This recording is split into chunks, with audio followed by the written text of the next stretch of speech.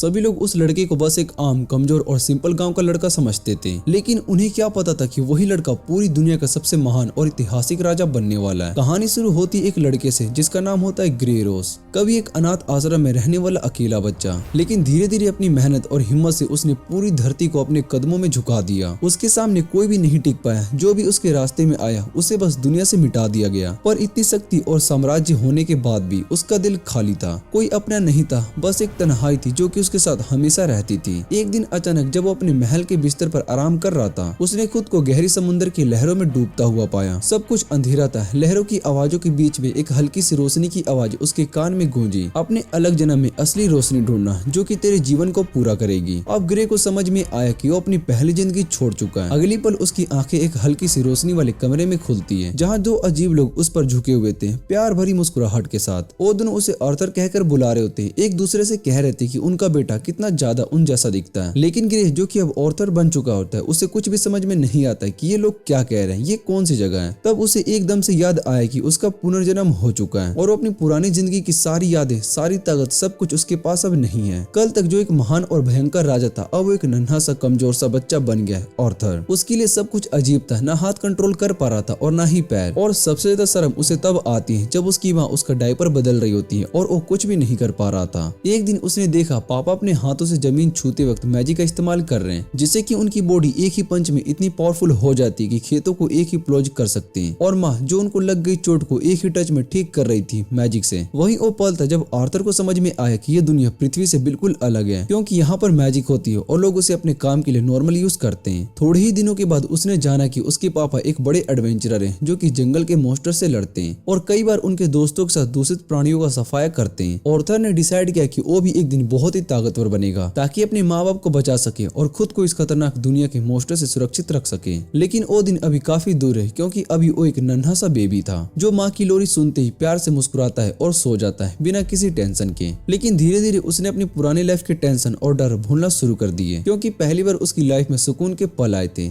पुरानी जिंदगी में तो हर वक्त कोई ना कोई उसके पीछे होता ही था जो उसकी जान को लेना चाहता था। रात को भी वो चैन से नहीं सो सकता था। महीने बीत गए और आर्थर अब घुटनों के बल चलना सीख गया था। वो एक्टिंग करता है कि वो सो गया ताकि माँ उसे छोड़ दे और चुपके से घर की लाइब्रेरी में चला गया, जहाँ पर कई पुरानी और बड़ी बड़ी किताबें पढ़ी थी। उसने वहाँ से एक किताब से ये जाना कि जिस कॉन्टिनेंट में वो रहता है उसके साउथ साइड में एक ड्वार्फ्स का एक अलग ही देश है जो कि अपनी कला, हथियारों और माइनिंग के लिए बहुत ही मशहूर है। इस नई दुनिया के नॉर्थ साइड में एक अलग ही देश है जहाँ पर एल्फ रहते हैं, बड़े बड़े पॉइंटेड कानों वाले, सुंदर और प्राकृतिक से जुड़े हुए। और बीच में इंसानों को अपना एक अलग ही राज्य है जहाँ पर एक महान राजा राज करता है। लेकिन ये दुनिया उसकी पहली जिंदगी से बिल्कुल अलग है, क्योंकि यहाँ पर राजा का बेटा ही अगला राजा बनता है, बिना किसी खून खराबे के, बिना किसी टकरार के और बिना एक भी तलवार चलाने के। एक दिन आर्थर को एक और पुरानी किताब मिलती है जो कि उसे इस दुनिया की सबसे अजीब और रोमांचक चीज के बारे में बताती है, और वो होता है मैजिक। आर्थर तुरंत समझ जाता है कि इसी जादू की वजह से ये दुनिया टेक्नोलॉजी और साइंस में इतनी पीछे है। लोग मशीन और विकास की वजह मैजिक पर भरोसा करते हैं। उन किताबों से आर्थर को पता चलता है कि दुनिया के सिर्फ 1% लोग ही मैजिक का यूज कर पाते हैं, और किसके अंदर कितनी मैजिक पावर होगी ये काफी हद तक उसके माँ बाप की कैपेसिटी पर डिपेंड करता है। किताब में लिखा होता है कि ये दुनिया के जादूगरों को दो मुख्य कैटेगरीज में बांटा गया है, ऑगमेंटर्स और कॉन्जर्स। ऑगमेंटर्स अपने शरीर को माना के जरिए मजबूत बनाते हैं, जैसे कि कोई वॉरियर जो खुद के शरीर को एक हथियार बना लेते हैं। दूसरी तरफ होते हैं कॉन्जर्स जो मानव को अपने शरीर से बाहर निकालकर स्पेल या मैजिक अटैक बनाते हैं, जैसे कि असली जादूगर। आर्थर को तुरंत समझ में आ गया कि उसके पापा एक शक्तिशाली ऑगमेंटर्स हैं, तभी तो एक पन से ही खेतों को प्लॉग कर देते हैं। लेकिन माँ कुछ अलग ही थी, क्योंकि वो हीलिंग पावर का यूज करती थी। एक टिपिकल कॉन्जर्स जैसी बिल्कुल भी नहीं थी। लेकिन आर्थर ने सोचा कि अभी इस बारे में ज्यादा सोचना बेकार है और अपनी किताब को पढ़ने लगा ताकि सीख सके कि कैसे एक मैजिक यूजर बनते हैं। किताब बता रही थी कि मैजिक का यूज करने के लिए इंसान के शरीर में एक माना कोर का होना बहुत ही जरूरी है। ये कोर माना को एक जगह पर इकट्ठा करके बनाई जाती है, लेकिन ज्यादातर लोग इस लेवल तक तब तक पहुंच पाते हैं जब उनका शरीर जवान होता है, पॉवर्टी के बाद, और उसके बाद भी उन्हें साल लग जाते हैं एक मजबूत माना कोर बनाना सीखने के लिए। लेकिन आर्थर अलग था, उसके पास अपने पुराने जीवन का अनुभव था। उसने वहाँ अपने शरीर के अंदर की एनर्जी काय को कंट्रोल करना सीख लिया था, और उस एनर्जी का कोर बनाना भी बिल्कुल वैसे जैसे कि माना का कोर बनता है। आर्थर ने तुरंत अपने शरीर के अंदर माना इकट्ठा करने का स्टार्ट कर दिया। पूरी बॉडी के अंदर एनर्जी घूमती हुई महसूस हुई। उसने सोचा ये मेरा पहला कदम होगा इस दुनिया के सबसे स्ट्रॉन्ग इंसान बनने की तरफ। लेकिन जैसे ही उसने मानाकोर को बनाना शुरू किया, उसकी माँ आई और हंसी के साथ उठाकर उसे पालने में फिर से सुला दिया। ऐसे ही 2 साल हवा की तरह गुजर गए और एक दिन जब ऑर्थर की माँ अपनी डायरी में उसके बारे में कुछ प्यारी सी बातें लिख रही थी, ऑर्थर चुपके से घर के बाहर चला गया जहाँ पापा उसे तलवार चलाना सिखा रहे थे। पापा ने उसके हाथ में एक लकड़ी का छोटा सा स्टिक दिया और वो उसे तलवार की तरह घुमाने लगा, बिल्कुल किसी छोटे वॉरियर की तरह। लेकिन ये बात माँ को बिल्कुल भी पसंद नहीं आई। वो गुस्से से भर गई और पापा को डांट लगाई, तुम्हें शर्म नहीं आती? बच्चा तो अभी चलते फिरते सीखा ही और तुमने इसे तलवार भी पकड़ा दी। ऑर्थर बस चुपचाप खड़ा था क्योंकि उसे अब समझ में आ गया था कि अब असली बोझ तो घर में माँ ही है। कभी कभी माँ उसे शहर के पास लेकर जाती और ऑर्थर को वहाँ पर जाकर बहुत ही अच्छा लगता। शहर की हर एक छोटी बड़ी चीज उसके लिए नई थी, नए नजारे, नए हथियार, अजीबोगरीब वस्तुएं, नए लोग, हर जगह कुछ सीखने को मिलता था। लेकिन सबसे ज्यादा जो चीज उसे खींचती थी वो थी मैजिक। शहर जाने पर ही उसे मैजिक को करीब से देखने का मौका मिलता था और वो हर पल ये सोचता था कि एक दिन वो भी अपनी मैजिक से पूरी दुनिया को हिला देगा। शहर की ये शहरों के अलावा ऑर्थर का जीवन काफी शांत था। माँ बाप के साथ एक नई जिंदगी जीता हुआ। पहले तो उसे बहुत ही बुरा लगता था कि वो एक छोटे बच्चे के शरीर में कैद है, लेकिन धीरे धीरे उसे ये सुकून भरी जिंदगी पसंद आने लगी। उसके माँ बाप उसका पूरा ख्याल रखते थे, एक एक जरूरत पूरी करते थे, जो उसे उसके पहले जीवन की याद दिलाती थी जब वो एक अनाथ आश्रम में था, जहाँ एक प्यारी सी फैमिली को तमन्ना करता था, लेकिन कभी वो सपना सच नहीं हो पाया था। एक दिन ऑर्थर ने देखा उसके पापा मैजिक का अभ्यास कर रहे थे। मानाकोर को मजबूत बनाने के लिए ऑर्थर के अंदर एक एक्साइटमेंट का तूफान उठ गया कि चलो कुछ नया सीखने को मिलेगा। लेकिन पापा सिर्फ जमीन से कुछ छोटे पत्थर उठा पाए, जो देखकर ऑर्थर बिल्कुल भी इम्प्रेस नहीं हुआ। उसने सोचा कि हाथ से उठा लेता तो ज्यादा आसान होता। तभी उसकी माँ आई और हंसकर बोली, ये तुम्हारे पापा का असली दम नहीं था। जब वो सच में कोशिश करते हैं ना तो जमीन भी कांप उठती है। दूसरी बार पापा ने पूरी ध्यान लगाया और माँ को इम्प्रेस करने के लिए, और इस बार उन्होंने जमीन ही हिला डाली। आसपास की मिट्टी उड़ने लगी और पत्थर हवा में घूमने लगे। ऑर्थर इस बार दिल से हैरान हो गया, पापा तो वाकई में बहुत ही पावरफुल है। उसने मन ही मन सोचा। माँ भी मुस्कुराई और बोली, जब तुम बड़े होगे ना तुम भी एक महान वॉरियर बनोगे, पापा से भी शक्तिशाली। ऑर्थर का मन कर रहा था कि अभी से प्रैक्टिस स्टार्ट कर दे, लेकिन माँ ने उसे उठा लिया। चलो अब सोना है। लाइब्रेरी के पास से गुजर रहे थे तो ऑर्थर ने माँ से जिद की कि बस थोड़ी देर बुक्स देख लो प्लीज। माँ ने मना कर दिया, लेकिन जब ऑर्थर ने अपने छोटे छोटे प्यारे आंखों से उसकी तरफ देखा तो माँ का दिल पिघल गया। आखिरकार माँ ने उसे लाइब्रेरी में छोड़ दिया। बस मैं बाहर जा रही हूँ, शैतानी मत करना। और वो बाहर चली गई पापा के पास। ऑर्थर ने तुरंत अपनी सारी माना एनर्जी एक जगह पर इकट्ठी करनी शुरू कर दी, जो वो 2 साल पहले करने की कोशिश कर रहा था। इस बार उसे महसूस हुआ कुछ तो अलग है, कुछ नया ताकत। और फिर एकदम से उसका मानाकोर बन गया। उसके शरीर के अंदर एक जोर का धमाका हुआ, इतना बड़ा कि घर की दीवार तक हिल गई, छत गिरने लगी और माँ बाप घबरा गए। ऑर्थर और दोनों चिल्लाने लगे। पापा ने माँ को बचाने के लिए उसके ऊपर शील्ड बना दी, लेकिन उनका हाथ चोटिल हो गया। दोनों भागकर घर के अंदर गए और जो देखा उस पर विश्वास नहीं हुआ। ऑर्थर हवा में तैर रहा था, पूरे शरीर से एक गोल्डन रोशनी निकल रही थी जैसे कोई देवता हो, और उसने मुस्कुराते हुए बोला, अब मैं भी मैजिक कर सकता हूँ। ऑर्थर जमीन पर उठ गया, खुश होकर माँ बाप के पास जाने लगा। लेकिन अचानक छत का एक बड़ा टुकड़ा उसकी तरफ गिरा। ऑर्थर की सांस रुक गई। लगा कि शायद से उसकी जिंदगी का ये आखिरी पल होगा, लेकिन तभी उसके माँ बाप एकदम से उसकी तरफ कूद गए, अपने शरीर से उसे बचा लिया। पत्थर उन पर गिर गया, लेकिन ऑर्थर बिल्कुल सुरक्षित था। ऑर्थर की आंखों के सामने एक नई तस्वीर बनी, उसके दिल में एक नई फीलिंग जागी। इस जिंदगी में पहली बार उसने महसूस किया कि कोई उसकी जान बचाने के लिए अपनी जान दांव पर लगा सकता है। उसके पुराने जीवन में किसी ने उसके लिए कभी ऐसे आंसू नहीं बहाए थे। वहाँ के माँ बाप हमेशा सिर्फ गर्व या फिर निराशा दिखाते थे, लेकिन प्यार ये तो पहली बार महसूस हुआ। माँ बाप दोनों उसे गले लगा लिए और रो रहे थे, और ऑर्थर को कुछ भी समझ में नहीं आया। बस दिल भर आया, आंखों से आंसू गिरने लगे और वो भी माँ से चिपक गया, एक छोटे बच्चे की तरह बिना कुछ बोले बस प्यार महसूस करता रहा। कुछ साल बीत गए थे और ऑर्थर अब एक छोटा सा लड़का बन चुका था, जो कि अपने पापा रेयोनोल्ड से कॉम्बैट स्किल सीख रहा था। ऑर्थर और उसके पापा गार्डन में एक दूसरे के सामने खड़े होते हैं, जहाँ उसका पापा उसको अपने फेवरेट ग्लव्स देने की कोशिश करते हैं, लेकिन ऑर्थर मना कर देता है क्योंकि उसे पता था कि उसके पास अभी इतनी ताकत नहीं है कि उन ग्लव्स का सही से इस्तेमाल कर सके। उसके बदले वो एक लकड़ी की तलवार उठाता है और उसके पापा भी वही करते हैं। ऑर्थर तुरंत अटैक करता है और लगातार 3 बार करने की कोशिश करता है, लेकिन उसके पापा उससे काफी ज्यादा स्ट्रॉन्ग थे, इसलिए वो आराम से उसके अटैक को रोक लेते हैं। ऑर्थर को समझ में आ जाता है कि उसके पापा मैजिक का यूज करके स्टिक को स्ट्रॉन्ग बना रहा है, इसलिए वो भी अपनी तलवार में माना भर देता है और फिर से अपने पापा पर हमला करता है। इस बार जब ऑर्थर अटैक करता है तो उसके पापा की स्टिक बीच से टूट जाती है। उसके पापा हैरान हो जाते हैं। ऑर्थर मुस्कुराता है और कहता है उसकी लकड़ी उसके पापा की लकड़ी से बहुत ही अच्छी है, लेकिन उसके पापा कहते हैं कि स्टेमिना ज्यादा मैटर करता है। फिर भी उसके पापा समझ जाते हैं कि ऑर्थर एक प्रोज है, इसलिए वो डिसाइड करते हैं कि इसके बारे में अपनी वाइफ से बात करेगा। ऑर्थर को शहर के किसी दूसरे टोटर के पास भेजना चाहिए, लेकिन उसकी माँ एलिस इस बात की बिल्कुल खिलाफ थी, क्योंकि अपने प्यारे बेटे को अपने से दूर नहीं भेजना चाहती थी, क्योंकि ऑर्थर अभी सिर्फ 4 साल का था। रियोनाल्ड कहता है कि सिर्फ 4 साल की उम्र में ऑर्थर की पावर उससे ज्यादा है, इसलिए उसे एक अच्छे वॉरियर के अंडर ही ट्रेनिंग मिलनी चाहिए। लेकिन उससे पहले कि वो दोनों डिसाइड कर पाते, ऑर्थर बीच में बोल पड़ता है कि हम सबको मिलकर वहां पर जाना चाहिए, चाहे वो आइडिया थोड़ा सा बेकार ही क्यों ना लगे। दोनों पेरेंट्स तुरंत मान जाते हैं। शायद से उनके वर्ल्ड में हाउसिंग का क्राइसिस भी आया नहीं था। कुछ दिन के बाद एलिस और रियोनाल्ड के पुराने पार्टी के मेंबर्स वहां पर पहुंचते हैं उनके साथ ट्रैवल करने के लिए, और ऑर्थर सबसे मिलता है। उनके पार्टी में था एडम जो कि लीडर था, एंजेला बड़ी जंग वाली औरत, डियर एक नॉर्मल इंसान, हेलन एक एर्चर और जैस्मिन एक अजीब सी लड़की जो कि ऑर्थर को कुछ ज्यादा ही सस्पिशियस नजर से देख रही थी। पर सब मिलकर निकल पड़ते हैं और ऑर्थर को पता चलता है कि इस दुनिया में अब भी टेलीपोर्टेशन काफी पुराना है, जबकि उसके पहले वर्ल्ड में एयर उबर हुआ करते थे। थोड़ी देर बाद सब रुक जाते हैं, खाना खाने लगते हैं, लेकिन सब गड़बड़ तब होती है जब जंगल से कई वुल्फ मॉन्स्टर आ जाते हैं खुशबू के पीछे। जैस्मिन तुरंत एक्शन में आ जाती है, दोनों डैगर्स को निकालती है और सामने आने वाले हर वुल्फ को काट देती है। रेनाल्ड, एडम और हेलन भी वहाँ पर अपने हथियार से कुछ और वुल्फ्स को मार देते हैं। वहीं दूसरी तरफ डॉट और अंजेला अपने मैजिक यूज करके बचे हुए मॉन्स्टर को पूरी तरीके से खत्म कर देते हैं। उस रात सब लोग इन मॉन्स्टर का मांस फीस्ट खाते हैं। थोड़ी देर बाद एलिस देखती है कि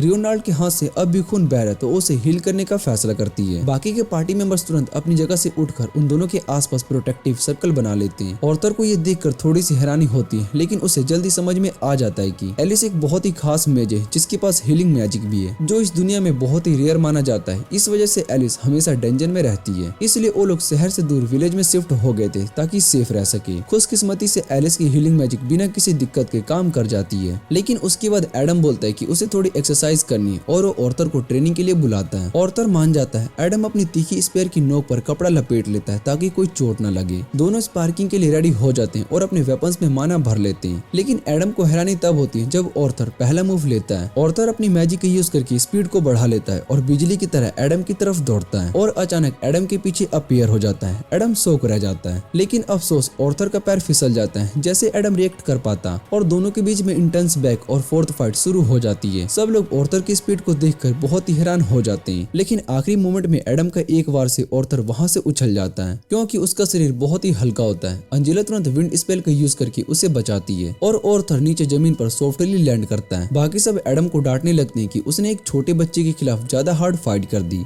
एडम अपनी सफाई देता है कि ऑर्थर बहुत ही स्ट्रॉन्ग है, लेकिन कोई उसकी बात नहीं सुनता। दूसरी तरफ जैस्मिन को ऑर्थर की स्किल से बहुत ही इंटरेस्ट आता है और वो उसे टेक्निक्स के बारे में सवाल करने लगती है जो कि वो यूज कर रहा था। अगले कुछ दिन गुजर जाते हैं जब ऑर्थर रोज ट्रेनिंग करता है, खाना खाता, सोता है और फिर से ट्रेनिंग करता है। हर पार्टी मेंबर से अलग अलग स्किल्स को सीखता है। एडम से लेंस टेक्निक्स, रियोनाल्ड से पुशअप्स, हेलेन से आर्चरी और जैस्मिन से ढूंढना, जो लगता है कि उस छोटे बच्चे को बहुत ही पसंद करने लगी है। वो ऑर्थर को एक छोटी सी तलवार और बेबी ऑयल देकर अपनी छोटी सी पार्टी में बुलाने की कोशिश करती है, लेकिन उसकी माँ उसे बुला जाती है ताकि ऑर्थर पकाया ना जाए। जल्दी सब अपने सफर कार्ड्स को कंटिन्यू करते हैं, लेकिन अचानक कुछ अजीब हालत में उन्हें रुकना पड़ता है। तभी अचानक उनकी तरफ एरोस आने लगते हैं और ऑर्थर तुरंत समझ जाता है कि उन पर बैंडिट्स का हमला हो रहा है। डीट और एडम तुरंत कार्ड्स के सामने आ जाते हैं, जबकि एंजेला अपने विंड मैजिक का यूज करके सारे आते हुए एरोस को उड़ा देती है। ऑर्थर झांक कर बाहर देखता है तो उसे समझ में आता है कि वो लोग चारों तरफ से बैंडिट्स से घिर चुके हैं। उनका अगले सा लीडर अपने गुन्स को ऑर्डर देता है कि एलिस और ऑर्थर को छोड़कर बाकी सभी को खत्म कर दो, क्योंकि इन दोनों को बाद में महंगी कीमत पर बेचा जा सकता है। सारे बैंडिट्स एक साथ चिल्लाते हैं और फाइट के लिए जंप मार देते हैं, लेकिन रियोनाल्ड और उसकी पार्टी के सामने एक एक करके पकाए जाते हैं। हर पार्टी मेंबर्स बैंडिट्स को एक एक करके मार गिराते हैं। ऑर्थर को मालूम था कि उनकी पार्टी का हर एक मेंबर इंडिविजुअल लेवल पर कहीं इनसे ज्यादा मजबूत था, लेकिन प्रॉब्लम तब शुरू होती है जब बैंडिट अपनी क्वांटिटी के दम पर सबको थका देने लगते हैं। लगातार फाइट करते करते पार्टी मेंबर्स थकने लगते हैं। तभी बैंडिट लीडर रियोनाल्ड के सामने 1v1 फाइट करने के लिए आ जाता है और उसे मारकर सीधा उस कार्ड तक फेंक देता है जिसमें ऑर्थर था। कार्ड पूरी तरीके से टूट जाता है। एलिस जल्द से रियोनाल्ड की मदद करने लगती है, लेकिन रियोनाल्ड उसे मना कर देता है कि वो मैजिक यूज ना करे वरना हालत बहुत ही बिगड़ सकती है। रियोनाल्ड मुश्किल से उठता है और ऑर्थर से कहता है कि वो अपनी माँ को लेकर कहीं सेफ जगह पर चला जाए, बाकी वो लीडर से खुद निपटेगा। ऑर्थर ओवेसली लड़ना चाहता था। वो कहते हैं कि वो इतना स्ट्रॉन्ग है कि इनसे निपट सकता है, लेकिन उसके पापा चीख कर कहते हैं कि अपनी ताकत अपनी माँ को बचाने में लगाओ क्योंकि उसकी पेट में एक और बच्चा है। ऑर्थर हैरान रह जाता है, सोचता है कि उनके पास कब टाइम था ये सब करने का, लेकिन वो चुप रहता है और अपनी माँ को लेकर भाग जाता है। लेकिन बैंडिट लीडर उनके पीछे भागने लगते हैं। तभी रियोनाल्ड उन पर अटैक करता है और उसे रोक देता है। ऑर्थर भागता रहता है और रास्ते में कई बैंडिट्स उसके सामने आ जाते हैं, लेकिन उनके पार्टी के सब मेंबर एक्सपर्ट थे और वो सारे बैंडिट को एक एक करके मार गिराते हैं। ऑर्थर उन सब का थैंक्स करता है और फिर से फुल स्पीड में भागने लगता है, लेकिन अचानक से एक मैच उसके सामने आ जाता है जो कि विंड मैजिक से उस पर अटैक करता है। ऑर्थर तुरंत अपनी माँ को धक्का देकर सेफ जगह पर भेज देता है और खुद उस मैजिक का पूरा अटैक अपने ऊपर ले लेता है, जिससे कि वो हवा में उछलकर क्लिफ के ऊपर चला जाता है। ऑर्थर डिसाइड करता है कि वो अकेला नहीं मरेगा और अपना रोप वाला नाइफ उस मेज पर फेंक देता है, जिससे वो मेज भी उसके हाथ से नीचे गिराने लगता है। डीट और अंजेला तुरंत मैजिक का यूज करके यंग ऑर्थर को बचाने की कोशिश करते हैं, जबकि उसकी माँ रोती हुई चीख कर उसका नाम लेती है। लेकिन उस वक्त ऑर्थर को एक शांति महसूस होती है, जैसे उसने कुछ अचीव कर लिया हो। वो सोचते कि क्या यही खुशी होती है। तभी उसकी आंखों से आंसू आ जाते हैं, क्योंकि उसे याद आता है कि वो बड़ा भाई बनने वाला था, लेकिन अब उससे उसकी जिंदगी छीन ली गई है। जैसे ही ऑर्थर अपनी आंखें खोलता है, उसे समझ में आता है कि वो अभी जिंदा है। वो हैरानी से सोचता है कि ये जगह कौन सी है। तभी जमीन जोर से हिलने लगती है, जैसे कोई बहुत ही बड़ा जानवर उसकी तरफ आ रहा हो। ऑर्थर उठने की कोशिश करता है और देखता है तो एक भयानक सा दिखने वाला डीमन उसके सामने खड़ा था, जो कि उसका नाम लेकर बुला रहा था। ऑर्थर डर जाता है, लेकिन वो एक छड़ है जो कि बिना लड़े हार नहीं मान सकता, इसलिए वो डीमन पर हमला कर देता है। लेकिन डीमन उसे आराम से एक साइड फ्लिक कर देता है। ऑर्थर फिर से उठता है तो डीमन कहता है कि तुम्हें अभी बहुत ही कुछ सीखना बाकी है, और फिर कहता है कि डरने की जरूरत नहीं है, क्योंकि वो उसका दोस्त है। ऑर्थर कुछ समझ नहीं पाता है कि ये क्या हो रहा है। तभी डीमन वहां से कुछ फ्रूट्स तोड़कर लाता है। वो कहता है कि पहले खाना खाओ तभी बात करेंगे, वरना तुम्हारे किसी सवाल का जवाब नहीं मिलेगा। ऑर्थर के पास अब कोई भी चॉइस नहीं होती, तो वो फ्रूट्स को खा लेता है और फिर पूछता है कि उसके पेरेंट्स ठीक है या फिर नहीं। डीमन उसे एक सीन दिखाता है जहाँ पर उसके पेरेंट्स और उसके दोस्तों ने बैंडिट्स के साथ फाइट की थी और जमीन पर सिर्फ बैंडिट्स की लाश ही बिखरी होती है। डीमन कहता है कि जिसे तुम जानते हो सब जिंदा है और कुछ दिन पहले सबसे वापस चले गए थे। ऑर्थर के दिल में सुकून आ जाता है और उसकी आंखों में आंसू भर जाते हैं। फिर ऑर्थर उस डीमन का नाम पूछता है ताकि उसे सही तरीके से थैंक्स बोल सके। डीमन अपना नाम बताता है सलाइविया। कुछ दिन गुजर जाते हैं। ऑर्थर अब भी सलाइविया के केव में रहता है। फ्रूट्स खाकर अपने जख्म भर रहा होता है। वो जल्दी अपने पेरेंट्स के पास जाना चाहता था, इसलिए सलाइविया कहता है कि वो इतना आसान नहीं है, क्योंकि बीच का जंगल मॉन्स्टर और आउटला से भरा पड़ा है। लेकिन सलाइविया के पास एक और रास्ता है, जो कि स्पेस और टाइम का होल बनाना होगा, और उसमें बहुत ही समय लगता है। ऑर्थर इस बात को समझ जाता है और जब तक सलाइविया ये होल रेडी करती है तब तक वो अपनी स्किल पर काम करता है। अब ऑर्थर को ये समझ में आ जाता है कि सलाइविया चाहे दिखने में डीमन हो, लेकिन अंदर से वो बहुत ही अच्छी है और उसकी बहुत ही चिंता भी है। एक दिन जब ऑर्थर अपने माना कंट्रोल पर काम कर रहा था,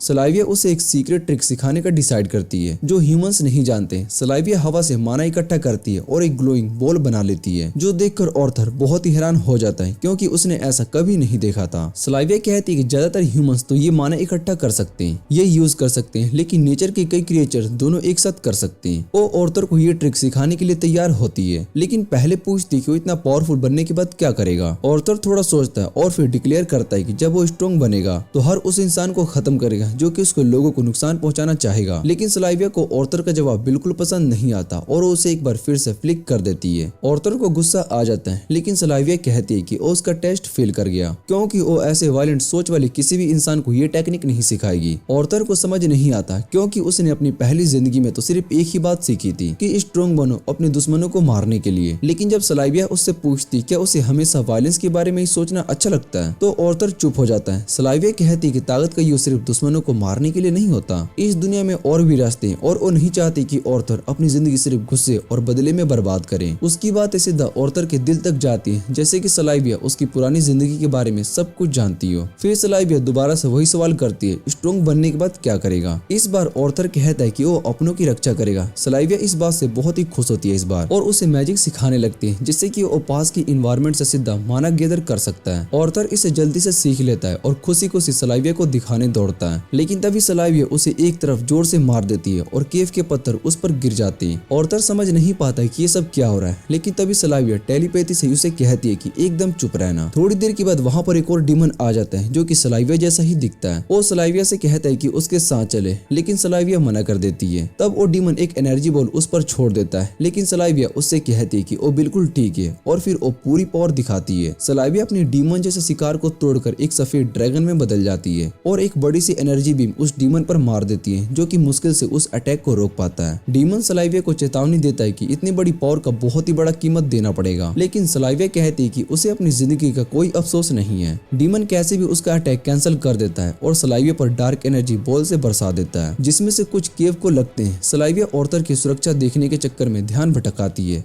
तभी डीमन उस पर एक बड़ा सा अटैक कर देता है। सलाइविया समझ जाती है कि अगर वो कुछ नहीं करेगी तो ऑर्थर खतरे में पड़ जाएगा, इसलिए वो अपनी सारी ताकत इकट्ठा करती है और टाइम को रोक देती है। फिर ऑर्थर को बाहर बुलाती है और कहती है कि अब उसे घर जाना होगा। वो एक स्पेस और टाइम होल को खोलती है और कहती है कि ये सीधा उसके परिवार तक नहीं ले जाएगा, लेकिन अब वो इतना स्ट्रॉन्ग है कि अकेला भी सर्वाइव कर सकेगा। जब तक अपने परिवार को दोबारा ढूंढ ले। ऑर्थर समझ जाता है कि सलाइविया अपनी जान उसके लिए दे रही है और उसका दिल टूट जाता है, लेकिन सलाइविया उससे वादा करती है कि वो अपनी ताकत का यूज हमेशा अपनों की रक्षा के लिए करेगा। फिर वो उसे एक पार्टिंग गिफ्ट देती है, एक क्रिस्टल एग और एक पंख, कहती कि इनका ध्यान रखना। उसके बाद सलाइविया ऑर्थर के माथे पर एक हल्का सा प्यारा सा किस करती है और उसके दोनों हाथों पर गोल्डन टैटूज आ जाते हैं। सलाइविया कहती कि इनका मतलब और काम उसे सही वक्त पर पता चलेगा, लेकिन अभी के लिए अलविदा। फिर सलाइविया बताती कि उस पोर्टल बनाने में इतना ताकत नहीं लगता, वो बस जानबूझकर देर कर रही है क्योंकि उसे ऑर्थर के साथ बिताए ये कुछ दिन बहुत ही पसंद आए। ये सुनकर ऑर्थर रो पड़ता है और रियलाइज करता है कि वो भी इतना स्ट्रॉन्ग नहीं है कि सलाइविया को बचा सके, जबकि उसने वादा किया था कि वो अपनों की हमेशा रक्षा करेगा। लेकिन सलाइविया कहती कि उसका वादा इस सिचुएशन में नहीं लगता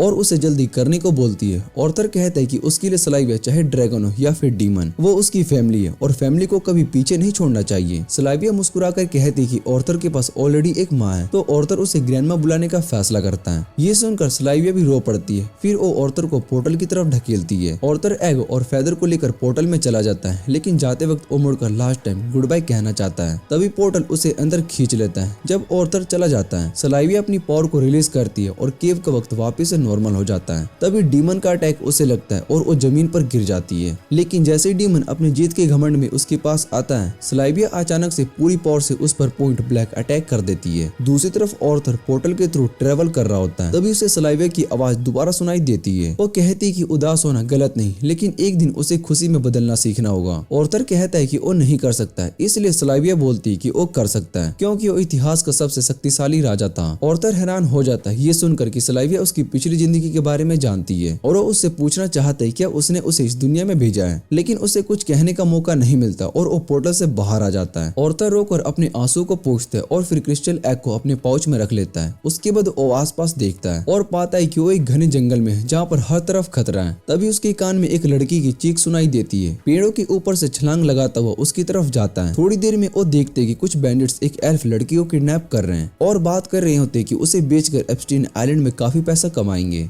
ये सब देखकर ऑर्थर को वही दिन याद आ जाते हैं जब उसके परिवार पर सभी बैंडिट्स ने हमला किया था और उन्होंने भी उसके साथ कुछ ऐसा ही करने का प्लान बनाया था। उसके अंदर का गुस्सा उबलने लगता है, लेकिन सलाइविया से किया हुआ वादा याद आता है। वो अपने गुस्से को काबू में रखता है। इस बार वो चुपचाप उन बैंडिट्स का पीछा करने लगता है क्योंकि ये लोग उसे जरूर किसी आसपास की ह्यूमन सेटलमेंट तक ले जाएंगे। शांत होते ही जब बैंडिट्स आराम करने के लिए रुकते हैं तो बेचारी एल्फ लड़की के बारे में गंदी बातें करने लगते हैं कि उसे बेचने से पहले थोड़ा मजा लेंगे। बस यही सुनकर ऑर्थर का सब्र अब सीमा टूट जाता है। वो माना गैदर करता है और वो तभी देखते हैं कि बैंडिट्स जंगल से कुछ जंगली मॉन्स्टर को मैजिक रैंगिंग सर्कल से कंट्रोल कर रहे होते हैं। ऑर्थर ने कुछ ड्राई फ्रूट्स उठाए और उन मॉन्स्टर की तरफ फेंक दिए। तुरंत ही वो मॉन्स्टर अलर्ट होकर जोर जोर से गुर्राने लगा। बैंडिट्स घबरा गए क्योंकि जंगल के अन्य मॉन्स्टर भी अब आवाज से अट्रैक्ट हो सकते थे। तभी एक बैंडिट मॉन्स्टर को चुप कराने के लिए आगे बढ़ती है और ऑर्थर इस पल का इंतजार कर रहा था। वो माना का ब्लेड बनाकर चुपचाप उस बैंडिट के पीछे जाता है और एक ही बार में उसका काम तमाम कर देता है। फिर उस बैंडिट का छुरा उठाता है, लेकिन तभी एक और बैंडिट अपने साथी को ढूंढते हुए आ जाता है। ऑर्थर बिना किसी आवाज किए उसका भी काम तमाम कर देता है, पर अब उसे महसूस होता है कि उसका शरीर थक चुका है, अब और ज्यादा दौड़कर नहीं भाग सकता। तभी तीसरा बैंडिट अपने दोस्तों को ढूंढते हुए आता है। ऑर्थर उस पर भी अटैक करता है, लेकिन इस बार सिर्फ उसके पैरों को ही घायल कर पाता है। बैंडिट चीख कर चौथे बैंडिट को बुलाता है और कहता है कि यहाँ पर कोई यंग मेज है, ध्यान से रहना।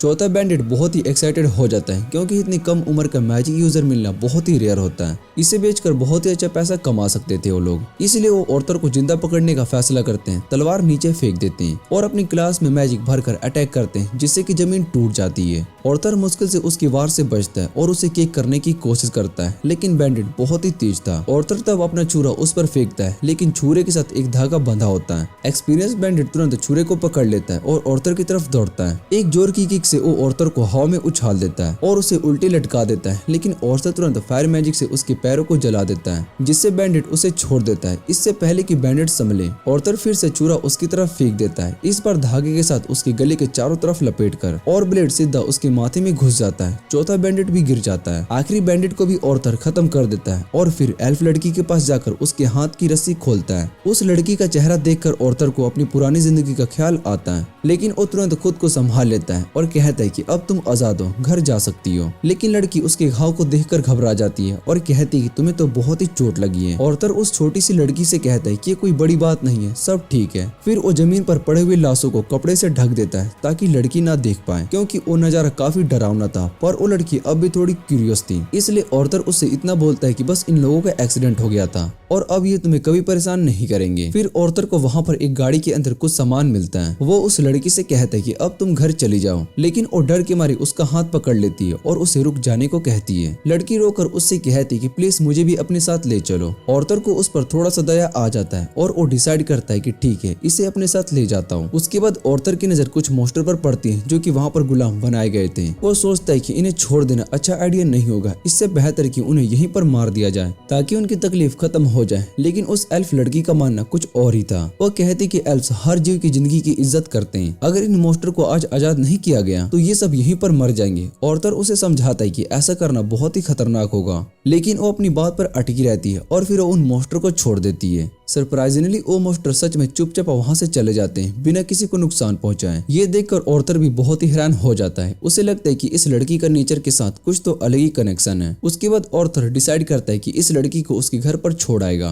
रास्ते में दोनों ब्रेक लेते हैं और ऑर्थर को पता चलता है कि इस लड़की का नाम टेंसा है। ऑर्थर कुछ खाना बनाता है और उससे कहता है कि भले ही भूख ना लगी हो लेकिन कुछ खा लेना ही चाहिए ताकि एनर्जी बनी रहे। ये बात कहकर उसे सलाइवा की याद आ जाती है, पर टीस उसके खाने को देखकर थोड़ा इरिटेट होती है क्योंकि खाना टेस्टी नहीं होता, वो स्वीट चीज मांगती है। ऑर्थर सोचता है कि इसे देखकर तो मुझे भी नॉर्मल बच्चों की तरह बिहेव करना सीख लेना चाहिए, क्योंकि टीस उसकी उम्र की पहली लड़की है जिसे वो मिला है। तभी टीस उससे पूछती है तुम यहाँ पर क्या कर रहे हो। ऑर्थर उसे बताता है कि वो अपने माँ बाप से बिछड़ गया है। दोनों अपनी जर्नी कंटिन्यू करते हैं और काफी टाइम लगता है उस विलेज तक पहुंचने में जहाँ एल्फ्स रहते हैं। टीस उसके गाँव के बारे में पूरी राह बात करती रहती है और ऑर्थर को समझ में आता है कि इंसानों की लाइफ से एल्फ्स की लाइफ कितनी अलग है। तभी अचानक ऑर्थर को फील होता है कि एक हॉर्नेड वुल्फ उनके पीछे आ रहा है। वो डिसाइड करता है कि इसे मार देना चाहिए। रात को ऑर्थर टीस से कहता है कि तुम टेंट के अंदर सो जाओ, मैं बाहर देखभाल करूंगा, और खुद सलाइवा के दिए हुए उस क्रिस्टल एग को देखने लगता है। सोचता है कि ये आखिर है क्या चीज। तभी टीस उसे टेंट के अंदर बुला लेती है। टीस कहती है कि वो प्रॉमिस करती है कि वो अपने घर वालों से ये सब बात छुपाएगी कि तुम टेंट में मेरे साथ सोए थे, लेकिन ऑर्थर कहता है कि मैं बाहर ठीक हूँ। पर जल्दी ऑर्थर समझ जाता है कि टीस अकेली टेंट में सोकर डर रही है, इसलिए वो उसकी बात को मान लेता है और टेंट के अंदर आ जाता है। टेंट में अगर टीस उससे कहती है कि सब ह्यूमंस बुरे होते हैं, उनकी तो कई पत्नियां होती है। ये सुनकर ऑर्थर बस सोचता है काश ये बात सच होती। ऑर्थर उससे पूछते कि ये सब किसने कहा तुमसे।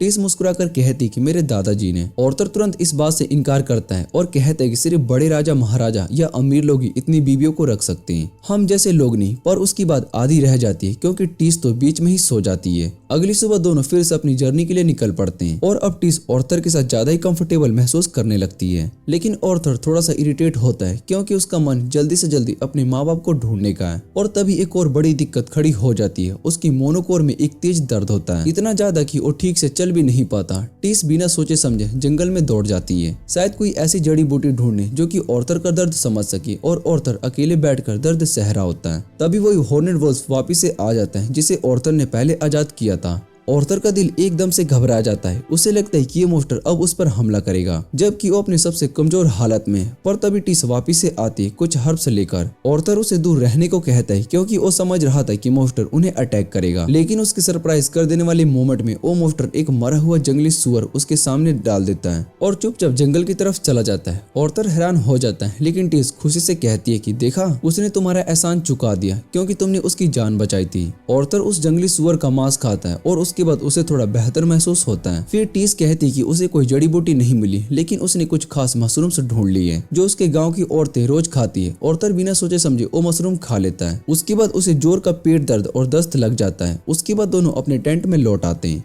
और टीस उसे ह्यूमंस और ड्वार्फ्स के किंगडम की कहानियां बताने लगती है जो उसने अपने दादाजी से सुनी थी। वो कहती है कि वो कभी उन किंगडम्स को देखना चाहती है, लेकिन उन किंगडम्स में अच्छे लोग नहीं होते, इसलिए उसका वहां जाना मना है और ह्यूमंस को भी एल्फ विलेज में आने की इजाजत नहीं मिलती। ऑर्थर उसकी बातें आधी सुन पाता है क्योंकि थकान से उसकी आंखों में नींद भर आती है और वो सो जाता है। अगली सुबह फिर से उसकी मोनोकोर का दर्द लौट आता है, लेकिन वो हिम्मत रखता है क्योंकि अब उनका गाँव पास ही था। टीस उसे कहती है कि अब तो हम दोस्त बन गए। और ऑर्थर को समझ में आता है कि इस बात का क्या जवाब दें, क्योंकि उसका तो जिंदगी में कभी कोई दोस्त बना ही नहीं था। इस वजह से दोनों के बीच में थोड़ा ऑकवर्ड साइलेंस सा छा जाता है। तभी अचानक ऑर्थर को अपने पुराने जीवन की एक लड़की याद आती है। जो शायद से उसके सबसे करीब दोस्त थी और जिसे उसने अपने हाथों से मार दिया था। लेकिन उसके ख्यालों का सिलसिला तब टूट जाता है जब टिस एक्साइटमेंट से चीखने लगती है, क्योंकि उसने अपने गांव का द्वार देख लिया था। ऑर्थर भी बहुत ही हैरान रह जाता है, लेकिन टिस अपना हाथ उसकी तरफ बढ़ाती है और कहती है चलो मेरे साथ चलो। ऑर्थर उसका हाथ पकड़ लेता है और दोनों एल्फ विलेज के अंदर आ जाते हैं, जहाँ एकदम से कई गार्ड्स उनके सामने आ जाते हैं, क्योंकि उन्हें किसी अजनबी घुसपैठ की महसूस होती है। ऑर्थर तो समझ ही नहीं पाता कि अचानक ये क्या हो रहा है, क्योंकि कुछ ही देर में गार्ड्स आकर उसे पकड़ लेते हैं और उसकी आंखों के सामने टिस के चेहरे पर एक ठंडा और बेपरवाह एक्सप्रेशन होता है। ऑर्थर के मन में बस एक ही सवाल घूम रहा होता है, अब क्या होगा मेरे साथ। टिस चुप रहती है, कुछ भी नहीं कहती। ऑर्थर जितना भी उसे समझाने की कोशिश करता कोई फायदा नहीं होता। उसे महसूस होता है कि शायद से उसने टिस पर इतनी जल्दी भरोसा करने की गलती कर दी। उसकी मन में बस एक ही बात चलती है कि शब्दों का क्या मतलब, जब समय बुरा हो तो दोस्ती वादा सब कुछ बेकार लगते हैं। उसका दिल घबराने लगता है कि काश वो ज्यादा संभल कर चल पाता। तभी एल्फ सोल्जर अपनी तलवारें निकाल लेते और ऑर्थर को मार गिराने के लिए तैयार होते हैं, लेकिन उसी वक्त टिस होश में आती है और जोर से चिल्लाती है रुको। गार्ड्स उससे कहते हैं कि ऑर्थर एक खतरनाक इंसान है जो उसके लिए मुश्किल खड़ी कर सकता है, इसलिए उसे तुरंत खत्म करना होगा। टिस कहती कि नहीं, वो मेरा दोस्त है जिसने कि मेरी जान बचाई थी, पर गार्ड्स उसकी बात नहीं मानते, बल्कि कहते कि ऑर्थर ने शायद से टिस का दिमाग धोखे से काबू में कर लिया होगा।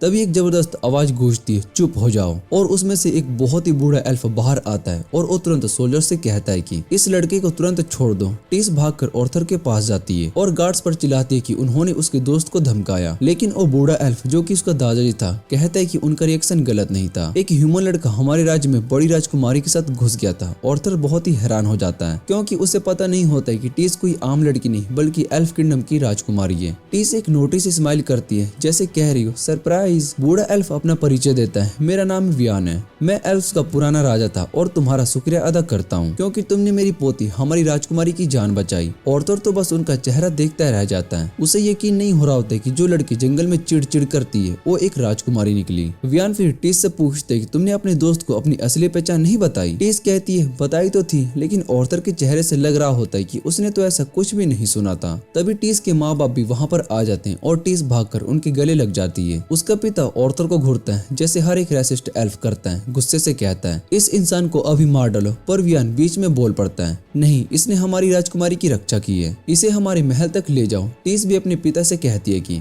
नहीं पापा, ये मेरे साथ चलेगा। उसकी बातों से उसका पिता भी चुप हो जाता है। वियान ऑर्थर से कहता है कि हम दोनों को बाद में बैठकर बात करनी होगी। ऑर्थर को उस बूढ़े एल्फ में कोई अजीब सी शक्ति का महसूस होता है, जैसे कि वो आदमी मामूली नहीं हो। उसके बाद टिस ऑर्थर का हाथ पकड़ लेती है और उसे लेकर नगर की गलियों में दौड़ लगाती है। ऑर्थर बहुत ही हैरान होता है, क्योंकि एल्फों का शहर सच में बहुत ही खूबसूरत होता है, लेकिन जितने भी एल्फ उन्हें देखते हैं उनकी आंखों में सिर्फ नफरत और गुस्सा होता है, क्योंकि उनका इतिहास ह्यूमन के साथ हमेशा खून से भरा हुआ है। ऑर्थर को इन चीजों से कोई फर्क नहीं पड़ता, लेकिन उसके मन में एक बात बार बार उठती है। टिस का वो ठंडा और बेपरवाह चेहरा जब उसने ऑर्थर की मदद करने से इनकार किया था, उस पल की ठंडक उसके दिल में अब तक बाकी थी। ऑर्थर अब तक अपने सीने में दर्द को लेकर परेशान था। उसे समझ में नहीं आ रहा था कि ये तकलीफ क्यों हो रही है, इसलिए उसने सोचा कि आगे से ज्यादा सावधान होगा। थोड़ी देर के बाद वो लोग महल तक पहुंच जाते हैं। टिस वहाँ पर सब मेडों को कहती है कि ऑर्थर को जितना अच्छा खाना, कपड़ा, सुविधा दे सकती है सब दे दो। टिस तो उसके यहाँ पर रुकने का प्लान बनाने लगती है, लेकिन ऑर्थर के मन में एक बात चलती है कि उसके माँ बाप को टिस के परिवार के सामने उस सफर के बारे में सब कुछ बता देना चाहिए। टिस के माँ बाप उसे बात करने की इजाजत देते हैं, लेकिन उससे पहले टिस ऑर्थर के लिए एक सुंदर सी कुर्सी मंगवाती है, चाय और स्नैक्स भी मंगवा लेती है। ऑर्थर के मन में एक अजीब सी बात आती है, क्या एक इंसान के साथ यहाँ पर इतना अच्छा व्यवहार ठीक है? उसके बाद टिस के पिता एल्डेन अपना परिचय देते हैं